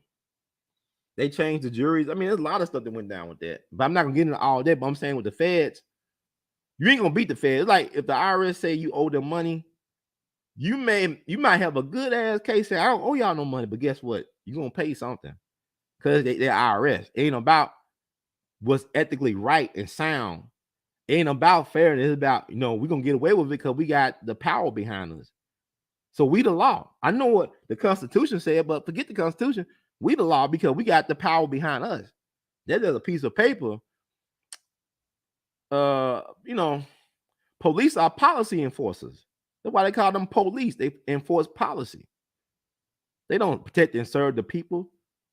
They serve and protect the policyholders, the ones who set policy, who create law. So when you stop and think about it, no. But anyway, yeah, check out them Jet Magazine archives. It's amazing. Let's get back to our sister Michele Burgen. This is We All Be News Free Dixie for the 21st century. I guess I'm gonna get out here under 2 hours, but I go off on tangent, but there's a lot of stuff to talk about, man. Like I said, I can't do a show every day. I don't think I like to think I can do a show every day, but I ain't worried about doing no show. So I get to the nitty gritty. What we gonna talk about, Michele Burgen? I said I'm gonna read something from Lipstick Alley.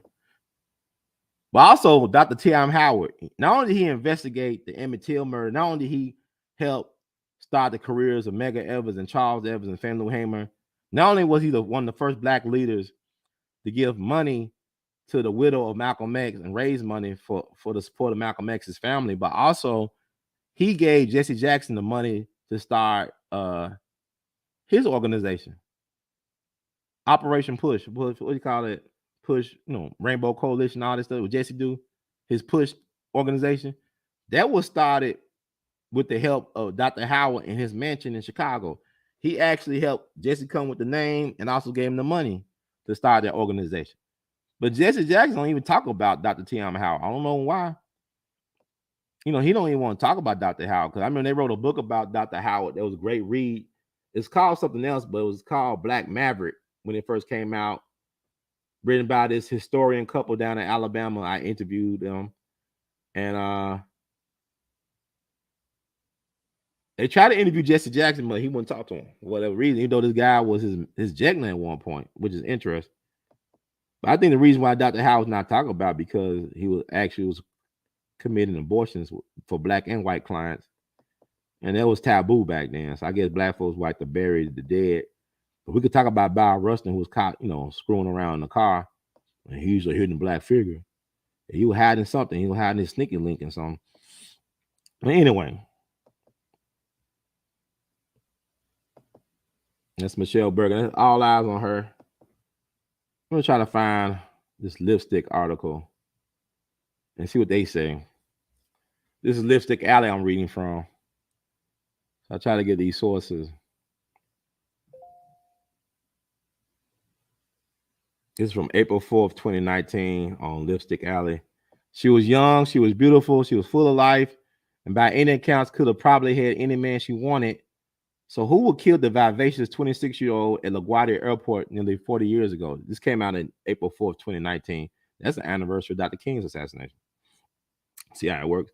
Michele was the younger sister of actress Denise Nichols, whose career had an impressive resume at the time, being that she starred in the blaxploitation movies Blackula, Let's Do It Again, and Place of the Action, just to name a few. She was also had starring roles on television shows Room, 222, and Baby I'm Back. Denise was also extremely pretty. Yes, she is and was, whatever. According to reports, Michele was very edgy and nervous the few weeks leading up to her death. Supposedly, she was the only editor of Ebony magazine. She was also a drug courier. She had connections to the Philly Black Mafia. If you know anything about them, they were gruesome. They didn't play. They sure didn't play. The story goes that they didn't play nice. I know that much. The story goes that her boyfriend had no knowledge of this. The grapevine also says that somehow Michele messed up a package. Okay. They thought she wore a wire. She knew they were upset at her. The mere fact that they were upset scared Michele hitless because they were not to be F with. She still thought that she could win or iron the wrinkles out with them, which led her to meet with some dude named Ernest. Michele told her boyfriend that she had to meet Ernest because he was setting up his own newspaper and he asked her to be the editor. I smell a setup already. She rented a car and met two men at the airport. The men were rumored to be members of Philly's black mob or connected with them. Many think they took her out. Hearsay also says that Philly black mob thought she snitched on them. Okay. See, I think that's the reasonable cause of death right there. For Sister Michele, that she was involved with some heavy hitters in organized crime. They got rid of her because they thought she messed up. Because I read somewhere that a guy she was working with allegedly became a snitch, a federal snitch. He got caught, and I get dropped the name. Probably I don't know, but it is interesting to think about that. But these guys, for the most part, I don't think none of them still alive from the Philly Black Mob, who came out of Mox number 12. And I want to connect a couple of cases because y'all do know. Y'all remember if y'all saw the Showtime documentary about Teddy Pendergrass's manager, he had a female manager, a beautiful woman. They got killed in front of her home in Germantown, Pennsylvania. I guess it's Germantown. It's a suburb, something in Philadelphia. I'm not from Philly. We got a Germantown here in Memphis, and that's a suburb. I think Germantown is a little nice area, but she got killed in front of her home. And I remember watching the Teddy Pendergrass documentary. Jesse Jackson was a dear friend of hers, and he kept on looking at Teddy Pendergrass's direction like he was the guilty party, because Teddy Pendergrass was actually out of town when he found the news that his manager was killed. I think they were also dating as well. And that Teddy Pendergrass documentary is really thought-provoking because allegedly Teddy Pendergrass was a targeted individual. He was being harassed by the police in Philadelphia. Even though he was a superstar, he still being harassed. People talking about they thought he was behind the murder of his manager / girlfriend, and there was Philly black mob related. And then, it talked about in the documentary how Teddy Pendergrass brakes would be cut. So who was cutting Teddy Pendergrass's brakes? And then that night, when he went that she, a transgender, I don't know, cross-dressing woman, that night, because I remember like his white manager was trying to act like, well, Teddy probably didn't know she was that she was a he. And then somebody corrected him and said, I can't, I don't know how to defend Teddy. He said, I'm gonna leave that one alone. I'm gonna slow walk back on that one. I'm gonna slow walk back. Walk that back real slow. That's why I don't go around vouching for people. Everybody got their thing, man. Everybody got their kinky side or whatever they like to do, and that's your business. But Teddy Pendergrass still was a phenomenal singer. Unfortunately, what happened to him in terms of being paralyzed. But let's talk about. Let me see. This is how the Black Philly mob ain't nothing to mess with. You talking about the Wu-Tang Clan? The Wu-Tang Clan ain't nothing to F with. Nah, the Philly Black mob back in the day, back in his heydays in the 60s and 70s, they was not nothing to mess with. I'm gonna bring up several cases to make my point. I think it's important to talk about this stuff. I don't think I know it's important to bring this stuff up to the forefront. I want to talk about a guy named Major Coxon. He was a real good friend of Muhammad Ali. A real good friend of Muhammad Ali. He was a colorful character from Philadelphia. He tried to run for mayor of Camden, New Jersey, I believe. And then he was assassinated in front of his family in his home on June 8th, 1973. So I want to talk about Major Coxon. And allegedly, he was the connect between the Philadelphia Black Mafia and the New York Mafia, the Italians. No, he was their heroin connect. He helped make the deals for the Black Mafia family with the New York families. And he was really close associate of Angelo Bruno, who was Philly's mafia boss. He was a mob boss for the Philadelphia mob, the Italian mob out of South Philadelphia. He was known as the docile Don, because he was all about, let's be diplomatic before we be violent. You know what I'm saying? Like, he wanted to talk it out instead of shoot it out. So you're known as the gentle Don, the docile Don. But he was a close associate of Major Coxon. And Major Coxon was the guy who helped leverage the deals between the Black Philly mob and the Italians. But he got killed viciously by some brothers, man, some black men. And they shot up his family too, but they survived.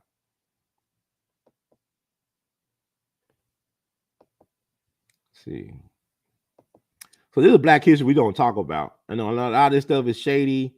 He actually ran a club, I believe, in Philadelphia called Rolls Royce with a well-known and respected Black civil rights activist. I think we'll call it Rolls Royce, but they Philly Black Mafia, they got a long body count. I mean, maybe they did, maybe they didn't, right? I don't know. Let's talk about Major Coxon. Like, what I'm saying, like, folks that normally associate with these people, they end up dead some type of way. They don't go to jail. They end up missing them dead. I'm not laughing. That's not funny, but I'm just saying these some serious hitters, man. I'm surprised 50 Cent haven't done a documentary or some type of TV show about the Black Philly mob. Them guys were, man. And this is the people Malcolm was dealing with, man. This is before they became the Black Philly mob. But Malcolm was trying to clean house, man. They got rid of Malcolm. Yeah, I renew a time. Chicago didn't care for Malcolm because Malcolm would clean house. But Elijah had to know what they were doing. I don't know. But anyway, this Major Coxon sitting next to Muhammad Ali. They were really close friends, like neighbors and stuff. But they were real close. Even when Muhammad Ali beat up Jerry Quarry, it was around the same time that Major Coxon was running for mayor of Camden, New Jersey. He said, "I dedicate this win to the future mayor of New Jersey, of Camden, Major Coxon." That's how close Muhammad Ali was to Major Coxon. And he was devastated when he got killed. Muhammad Ali was close to that brother. But let's read about Major Coxon a little bit. Major Benjamin Coxon was an American drug kingpin from Philadelphia, Pennsylvania. He was a flamboyant entrepreneur, civil rights activist, inner city power broker, and intermediary between Italian Americans and African American organized crime groups. He co-owned a Philadelphia nightclub with civil rights activist Stanley Branch, was close friends and neighbor to Muhammad Ali, and ran unsuccessfully for mayor of Camden, New Jersey. In 1972, Coxon was murdered in his home in Cherry Hill, New Jersey on June 8th, 1973. Police theorized that the Philadelphia Black Mafia killed him for his failure to broker a heroin deal with the New York mob. So it all just come down to drugs, man. The drug gang. Michele Burgen was a casualty, sound like of the drug gang, and Major Coxon was a casualty of the drug gang. That's the American way, right?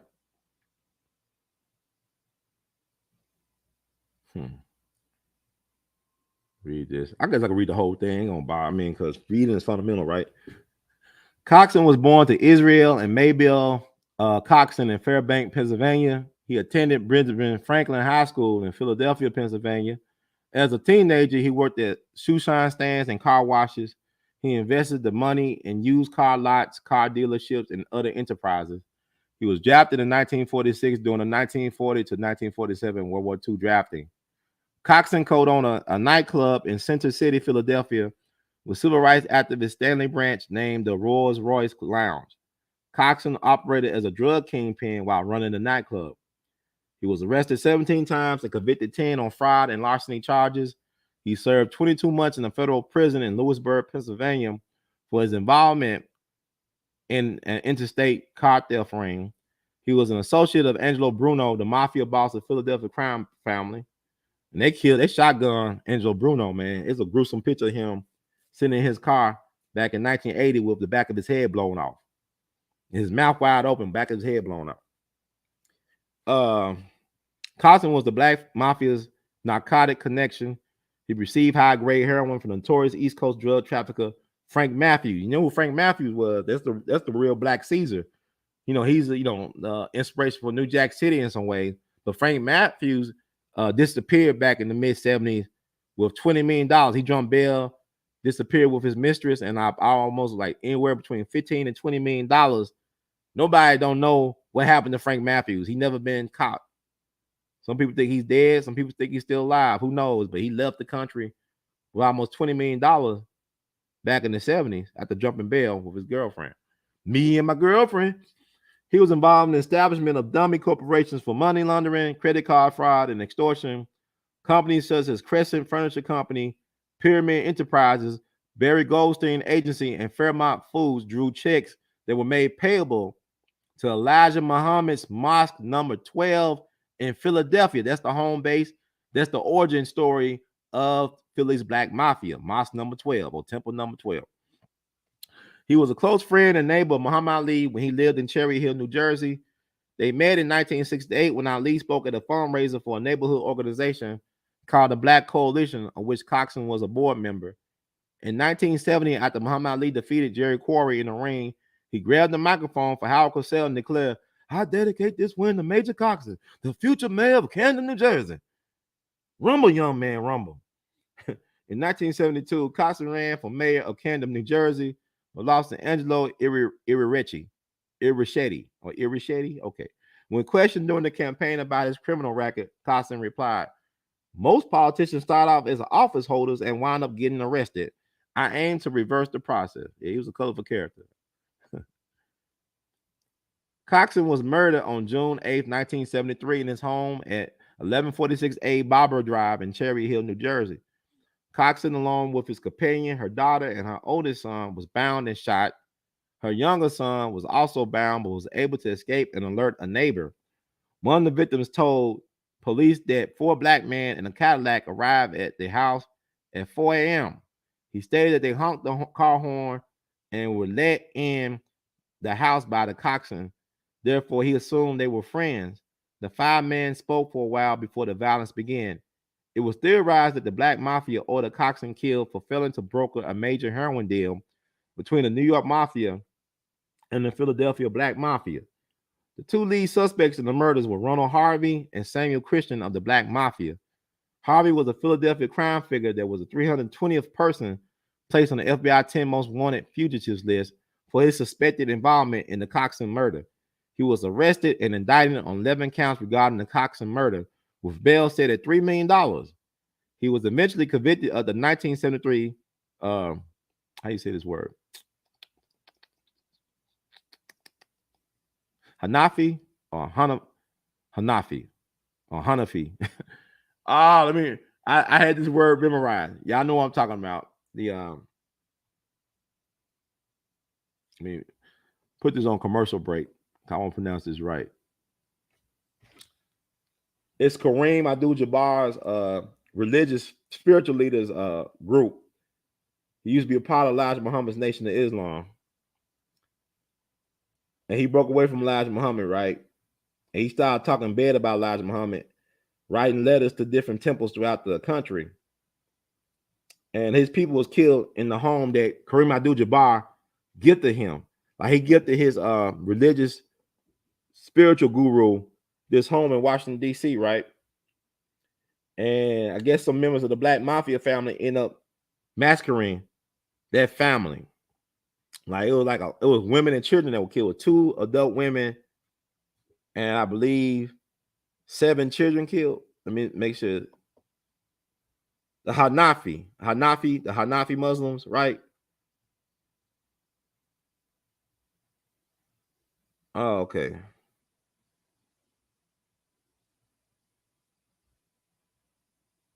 7 deaths, 2 injured. So home invasion happened on January 18th, 1973. The Hanafi Muslim massacre. And this is like when the leader of that organization, the Hamas, Abdul Khalis, he ended up taking over City Hall, I think, in DC. Mary Berry got injured because you're trying to bring attention to what happened to his family. They were massacred.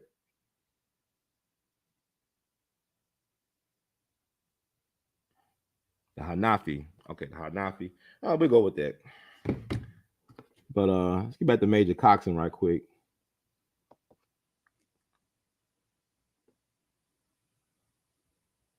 Okay.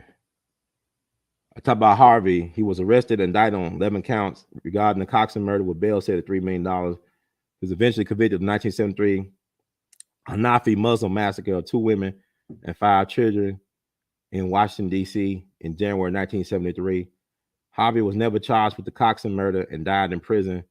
Christian was the 321st person placed on the FBI 10 most wanted fugitive list for his suspected involvement with the Coxon murder. Christian was not convicted of the Coxon murder since no witnesses were willing to come forward. Coxon was interned at Mount Lawn Cemetery in Darby, Pennsylvania. So Coxon, nobody has ever been officially held accountable for his murder, but we do know that probably it was the Black Philly Mafia because his association with them and the fact that he came up short on the deal. And these guys, Ronald Harvey and Samuel Christian, I believe he was the founder of the Black Mafia family. They're all Muslims, right? I think Samuel Christian died in 2016. I don't know if there's actually any original Philly Black mob members still around. Yeah, the Hanafi. Let me make sure I got my information right on Hanafi. Hanafi massacre. But the guy who was Kareem Abdul-Jabbar's spiritual advisor, he lost his family in that massacre. And he was the spokesperson. I think his name was Ernest McGee. I mean, I don't quote me on that. I think he was the spokesperson for the Nation of Islam right before Malcolm X. I knew him and Malcolm was friends or they were associates because Malcolm actually talked to him, from my understanding, before he actually had that split with Elijah Muhammad. Like, he was, feeling, I mean, that was like his spiritual advisor, I think, on some level. I could be wrong, but I'm just reading stuff because, you read this stuff, you don't know what to make of it because there's so many different versions of the story. Now, on Wikipedia, they said it was 2 men and a boy was shot to death. 4 other children ranging in age from 9 days to 10 years old were drowned. So I thought it was 2 women that were killed along with the children. But make sure.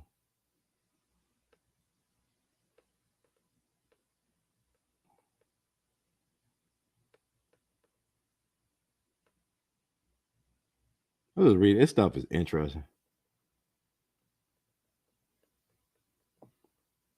I'm trying to go to other sources. But there was a siege at the city hall, I think, on the government in response to what happened to his family. And he spent the rest of his life in prison. The leader, spiritual leader. I think he died in 2003.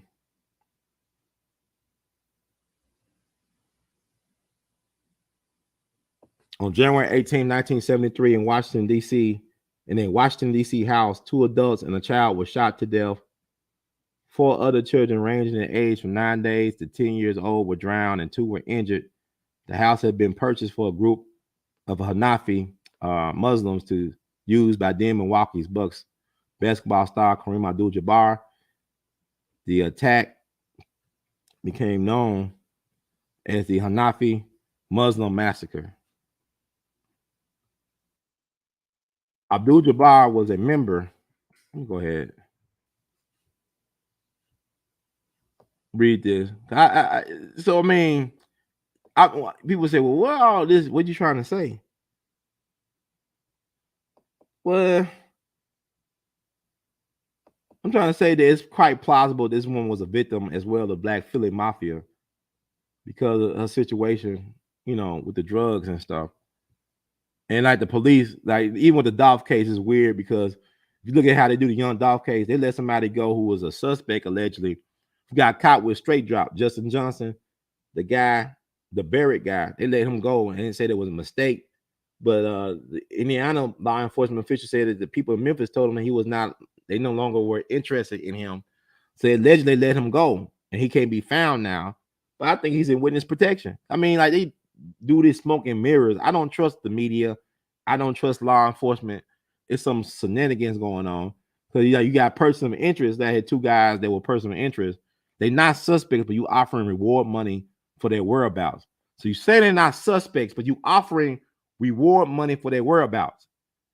Cognitive dissonance, anybody? This is what I'm dealing with. When you think about this stuff. Let me take this off. I mean, this stuff is really deep. But I'm just trying to read. This stuff is real, man. This is interesting. But our people, we don't really research this stuff. And we let the white folks tell us. It's like Malcolm, that was his biggest complaint about Black media is that we too reactionary. We wait for white folks to pop the story to control the narrative. Then we want to respond. We always on the defense instead of being on the attack. When you do it differently, you have more say and more leverage when you actually help set the story up instead of trying to respond to what's been out there.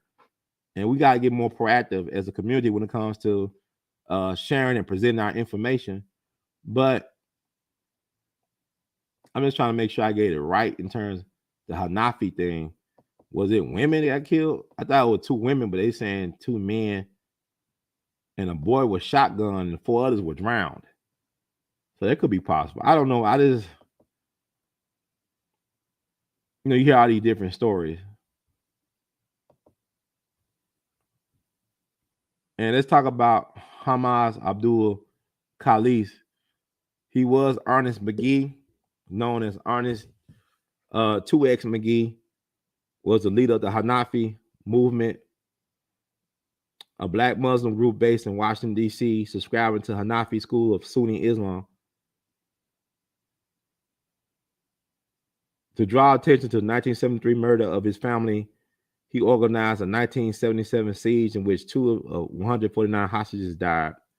He spent the rest of his life in prison after being found guilty of conspiracy to commit kidnapping while armed, second-degree murder, 2 counts of assault with intent to kill while armed, 1 count of assault with a dangerous weapon, and 24 counts of kidnapping while armed.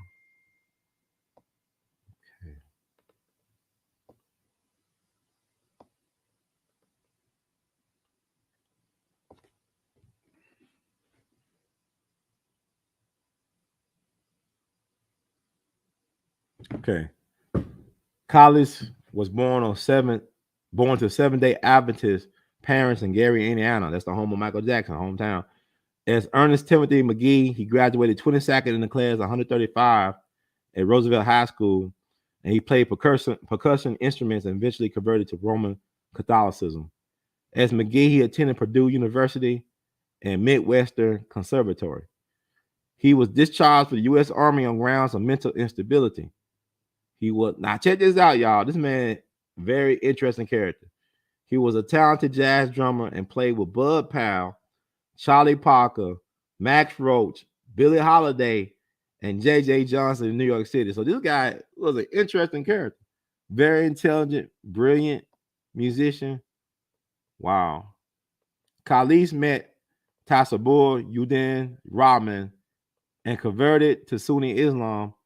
Upon advice of his instructor, he infiltrated the Nation of Islam. He infiltrated, that's interesting. In 1954, at the suggestion of Malcolm X, Elijah Muhammad named Khalis the National Secretary of the Nation of Islam, a position he held until 1957. Muhammad also sent him to Chicago to head the University of Islam. In an interview, Khalis said Elijah once said that I was next in line to him, that it was me, not Malcolm X. That's interesting. See, that's history we don't even talk about. Do the nation acknowledge this guy's affiliation? He was a national secretary. That's a major position. Spokesperson. Khalis split with the Nation of Islam in 19. I don't know if I'm saying the name Khalis. This is Khalid, Khalis. I don't know. Split with the Nation of Islam in 1958 to found a rival Islamic organization, the Hanafi movement. In 1968, he was arrested for attempted extortion but released on grounds of mental illness. There's a thin line between genius and insanity, and he proves it because this guy's like he's an interesting, like operating a high intellectual level, but get himself in trouble from time to time. The same year, militant blacks at Howard University formed a group called the Kokai family. When that group was disbanded, many of its members became members of Hamas Hanafi, American Muslims Rifle and Pistol Club, which was given a group membership charter by the National Rifle Association. Wow. Okay, 1971, Khalis converted basketball player Lou Alcindor to Islam. After his conversion, Alcindor adopted the name Kareem Abdul-Jabbar. Abdul-Jabbar donated a fieldstone mansion, 7700 16th Street Northwest, to serve as the headquarters of Khalis's organization in Washington, D.C. Deal with the Nation of Islam. In 1972, Khalis circulated an open letter that referred to Elijah Muhammad as a lying deceiver and asserted that he lured former dope addicts and prostitutes to monk-like lives of sacrifice that would lead them to hell. Khalis claimed credit for Malcolm X's leaving the Nation of Islam. In a 1973 interview, Khalis said he was teaching Malcolm X about Sunni Islam. He used to come to my house on Long Island, and we used to sit in the car for hours. He would meet me after he left the temple, never in public because he knew they were after him. He was saying the wrong things. On January 18th, 1973, Khalis' family was murdered inside their Washington, D.C. home in retaliation for letters that Khalis had written against the Nation of Islam, the Hanafi siege, okay? To bring attention to his family's murder, Khalis planned and led the 1977 Hanafi siege. He was tried and convicted, receiving a sentence of 21 to 120 years in prison. Khalis died at the Federal Correction Complex Prison in Butner, North Carolina, November 13, 2003. So, interesting character, man. It's like Hollywood can't make up these people. This dude had a fascinating life. He reinvented himself many times. He lived an amazing life. I mean, he was a great jazz drummer. That's impressive. Played with Charlie Parker and Max Roach. All them guys, Billie Holiday. And then to be the spiritual guru of not only Kareem Abdul-Jabbar, but also Malcolm X. His name does pop up, but we don't talk about him because we don't research. A lot of us don't. We just want a talking head to tell us what to believe and how to view things. My thing, I'm not even here to do that. You know, show a picture of this brother. This We All Be News Free Dixon. I'm about to get out of here. So he was a spiritual teacher of Malcolm X. And I heard his name pop up in Malcolm X narrative, but like, you know, when they did the Minister Baines character for the movie, and there was a guy in prison that actually encouraged Malcolm X that was better than the Minister Baines character. He actually was a real person who encouraged Malcolm X to get on the debate team. And I can't think of his name off the top of my head right now, but you can look him up.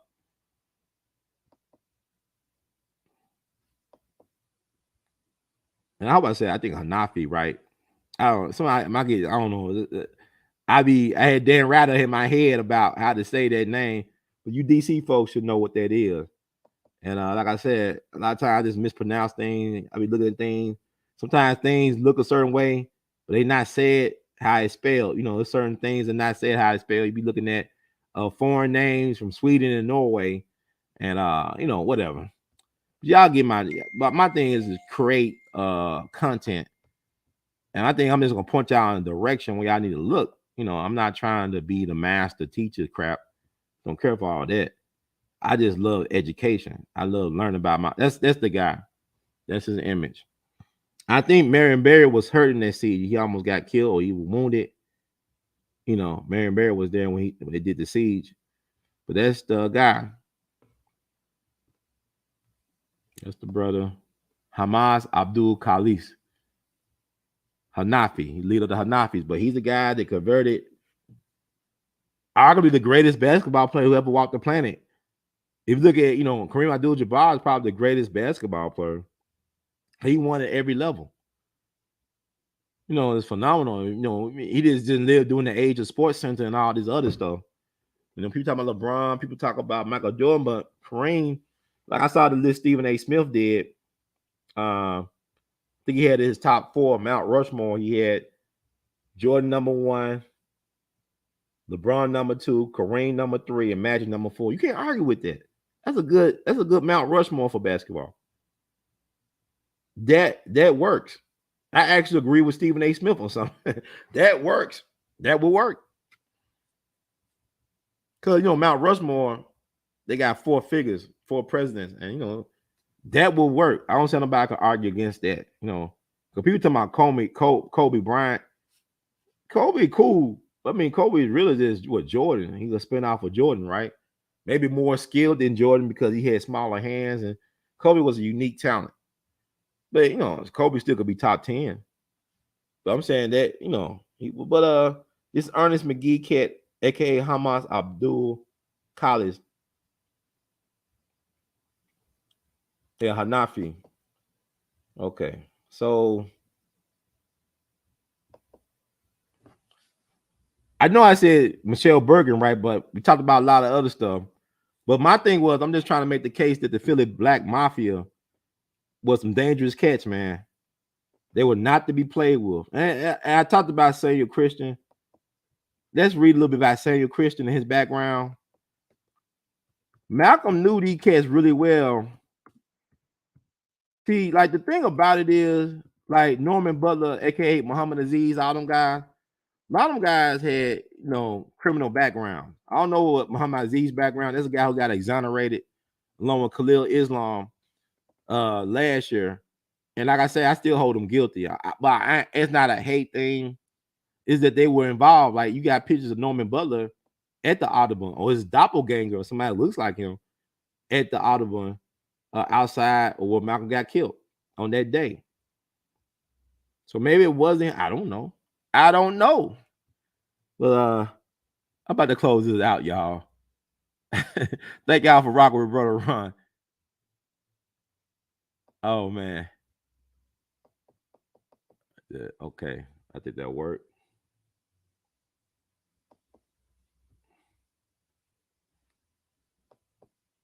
Like I said, y'all should check out Teddy Pendergrass's what do I do? What did I do? Oh yeah. You should check out Teddy Pendergrass's documentary on Showtime, talking about how his manager was killed while he was on the road, which is weird. But people pointing the fingers to Teddy Pendergrass, maybe that he's trying to get out that contract with her and he, made her offer she couldn't refuse. I don't know if he did that, but Teddy was victimized. So nobody dies a natural death in showbiz. That's what my friend Mr. Emerson Abel used to tell me. He worked with like Otis Redding and Sammy Davis Jr., Al Jackson Jr. He worked with some Al Green. He worked with some interesting cats. He told me stories that, you serious? Told me stories about Don Cornelius. They told me stories. Not that Playboy stuff. I'm just saying, it's just like, why you should never put people on pedestals. How about that? We should stop putting these celebrities on pedestals. They're just people, and a lot of them are very flawed like we are, So I won't put all these folks on pedestals like that.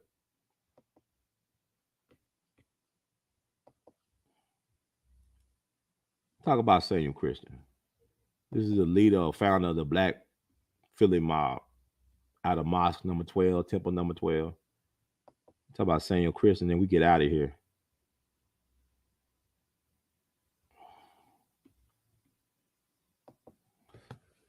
Yeah, but I'm trying to close out Black History Month strong. Y'all stuff that we know we don't talk about. But Michele Burgen, man, like her sister's talking about, I speak to dead people all the time. We all speaking to the dead. A lot of us don't know that. When I listen to music, it's a thing called ghost notes and stuff. I be hearing things They are not said. You know what I'm saying? It's a lot of subliminal stuff going on with the music. You know, Dick Gregory helped save the life of John Lennon. And John Lennon talking about how they were brought over here to get young people hooked on drugs, the Beatles. And the Beatles probably was a product of the Tavistock Institute over in England. And that's where MK Ultra mind control stuff come from. The Manchurian Candidate thing, they come from the Tavistock Institute over in England. So he said they were brought over here to put kids on drugs, like listen to songs like Hey Jude is about heroin. Lucy in the Sky with Diamonds is about LSD. And you got a lot of things, even Laurel Canyon in LA. A lot of them musicians came out of Laurel Canyon. I mean, it's deep, man. This stuff is so weird. But Samuel Christian, born March 20th, 1939 through March 6, 2016, also known as Richard Carter, Sam Bayard Christian, and Suleiman Bey, was the founder of the Philadelphia Black Mafia. Christian changed his name upon joining the Nation of Islam and eventually became captain in their paramilitary unit, the Fruit of Islam. Christian was the 321st person to be added to the FBI's 10 most wanted list as a suspect in the 1972 murder of Tyrone Fat Ty Palmer, who was shot in the face at Club Harlem, and as a suspect in the 1973 murder of Major Coxon and shooting of several others at Coxon's residence. Because there were no witnesses willing to testify against him, he was not convicted of either murder.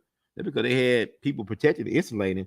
Like I said, cops were afraid of the Philly Black Mafia. And Tyrone Fat Ty Palmer was an associate of Frank Matthews. Frank Matthews had beef. He had issues with the Philly Black Mob.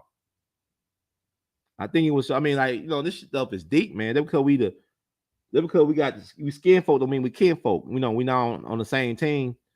But these cats were vicious. They were vicious.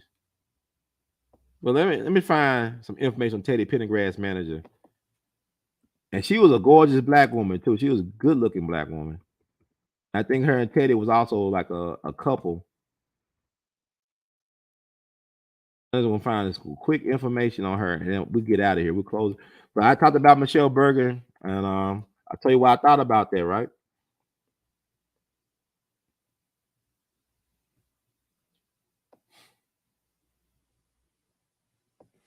Her name was Tazamaya Melanie Taz Waters Lane. Tazamaya Melanie Taz Waters Lane. That was Teddy Pendergrass' girl. Oh, manager, excuse me. She was like 32, 33 years old when she got killed on the questionable circumstance. Find a picture of this good looking black woman. Oh, man. There is so much stuff out here.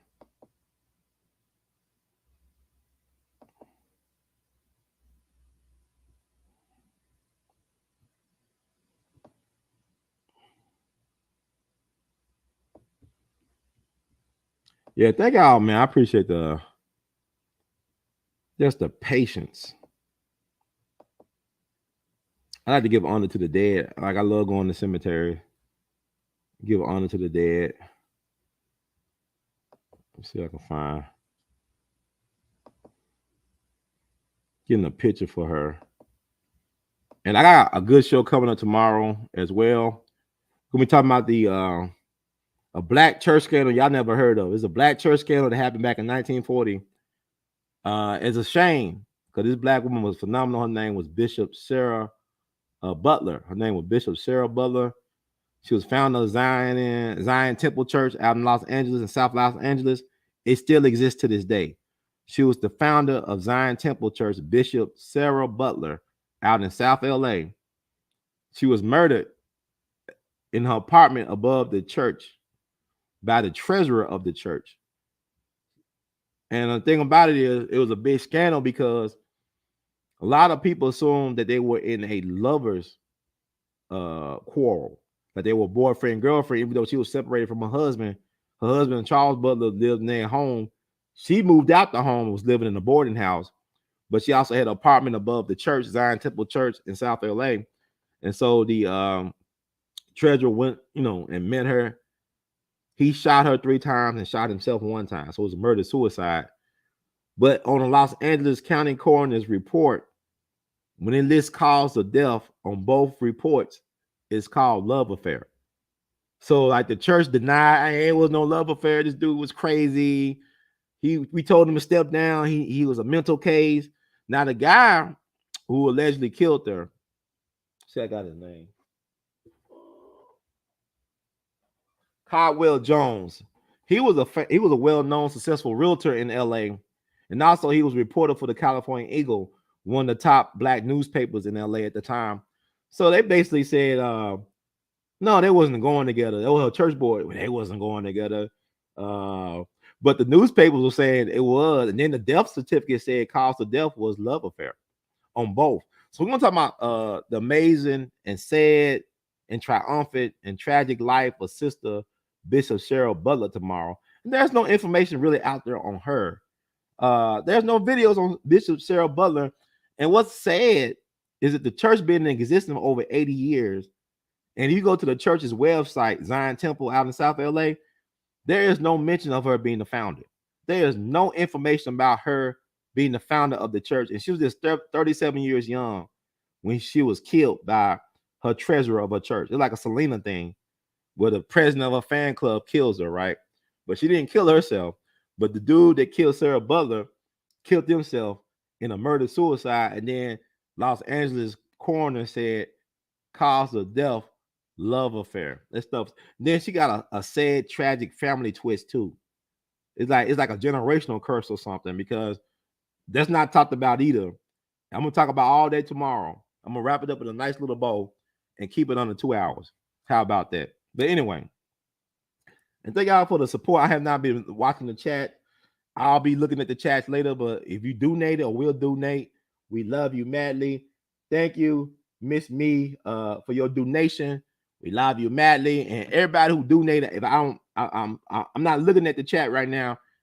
I'm trying to get through this information. But I thank you all for contributing to the conversation. I thank the moderators. Thank everybody who tune in and be tuning in the future. But I just want to do my part, because there was nothing on Michele Burgen on YouTube. And that's a travesty. That story is too, it should be better known. And really, I think it's solvable. But there'll be nobody coming to justice, because I think the folks who did it, they're dead now. They're dead. So this is Taz, gorgeous black woman. Gorgeous, by all count, was a beautiful, vivacious, lively sister. She was Teddy Pendergrass' manager. Then she was killed in front of her home in Germantown, Pennsylvania, back in '77. But let's read a little bit about her. And watch that Teddy Pendergrass Showtime documentary. It's worth watching. It's like a really good documentary. Because they interviewed a transvestite. I guess they're a transvestite or a trans woman that was in the Cowell film, that horrible accident. And like his manager was saying, he didn't know that wasn't a woman, a natural woman. Then they said, yeah, he did. And then the manager had to backwalk there. He's like, I can't speak on that. Well, Tazamaya Melanie Lang, to her friends, just Taz. The name was Magic. Manager of singer Teddy Pendergrass, Sunday school teacher, mother model, most popular at Germantown High, friend of Dionne Warwick, confidant of Nancy Wilson, wife of a football star, Miss Patio Diet Cola. Taz Lane was gunned down on April 14th, 1977 by someone who wanted her dead, or as the police theorized, someone who may have wanted to scare her, but instead killed her. Her funeral was held on Wednesday, April 19th, 1977, at Second Macedonia Baptist Church. Reverend Jesse Jackson delivered the eulogy. Interment, Shelton Hill Cemetery. And good looking woman, man. Very wow. Like she was the package. But death don't discriminate, man. Death do not discriminate. And that's why you gotta make the most of your time while you're here, man. Life is really short. Even if you live to be 100, I know folks that made it to 100. I know Betty White didn't make it to 100, but I know people that actually, I met 3 black women. I think it was 3. Let's see. Yeah, I know 3 black women recently they just turned 100 years old. They looking good.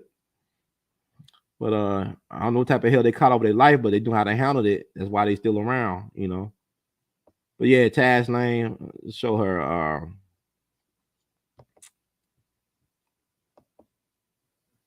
Yeah, but Jesse Jackson kept on looking at Teddy Pendergrass like he was the guilty party at the funeral, according to the documentary. Like, why he looking at me like I did this? He was out of town, but you know what that mean.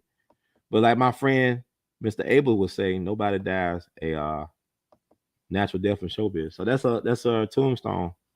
Love lives on. Taz Lane, 1944 to 1977. Too young. Too young.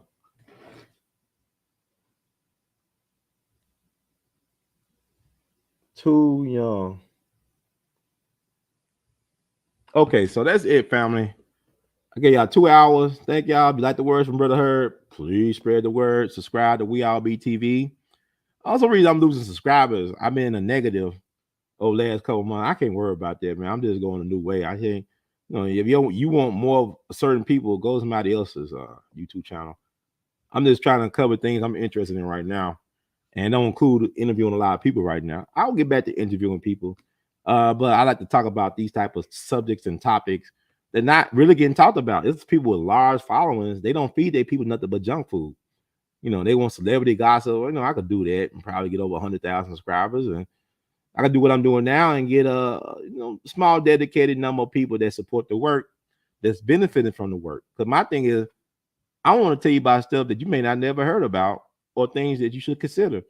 So this is, I think, it's the important duty of all so-called educators and so-called media platforms, especially from a Black perspective, that we do the job, that we go the extra mile and educating our people about certain things that may not be household subject matter, might not be popular, but it is essential that we should know about these things and do our own research. Because I want us to really be uh, investing in critical thinking, because it's very critical that we do critical thinking right now.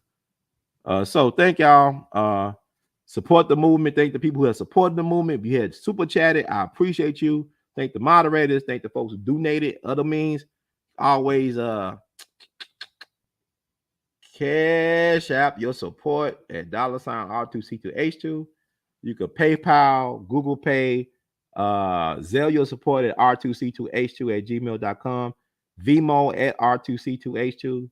You could buy Artivist art, R2C2H2.com. You can wear Artivist art. I got the IDB Wells on, man. My IDB Wells shirt. Go below the description box on YouTube. Access the official Teespring link, shelf link, and it takes you right to the spot. Got new designs coming up. Been very busy doing new design and stuff like that. So thank you all. Thank you for your patience. Also, February 26th is the birthday of Robert F. Williams, one of our hidden Black figures. This brother believed in self-defense, was an advocate for the Second Amendment as well as the First Amendment, was a media guy. He did Radio Free Dixie down in Cuba. He shot it out with the Klan in Monroe, North Carolina back in the day, the Klan and police. Shot it out, shootouts with them, escaped to Cuba with the help of my cousin, the late great Julian Mayfield, got to Cuba, did Radio Free Dixie, advocating the insurrection by Black enlisted men, rise up against Jim Crow and Uncle Sam. Ended up going to China as a guest of Chairman Mao, made a deal with the feds to get back home, gave him the intel that allowed President Nixon to be the first sitting president to visit China in U.S. history. And that opened the doors to what we have now with China, for better or for worse. So that's his birthday today, Robert F. Williams. He lived to be 70 years old. And he said, the reason why he don't talk about me because I lived to be an old man and I was successful. COINTELPRO didn't kill him. Leukemia did, but maybe COINTELPRO did kill him. They gave him leukemia. Who knows? But anyway, thank y'all so much. I guess before I go, read a disclaimer. Like I said, Hanafi. I think I said Hanafi, right? Y'all correct me, DC folks, and y'all snobs about it, pronunciation and enunciation and all that. Y'all correct me. I don't have no problem with it. It was Hanafi. Anyway, let's see. Disclaimer: the views expressed by hosts and guests on We All Be TV platform are not the official views, opinions, beliefs, or perspectives of We All Be News or the We All Be Group Incorporated.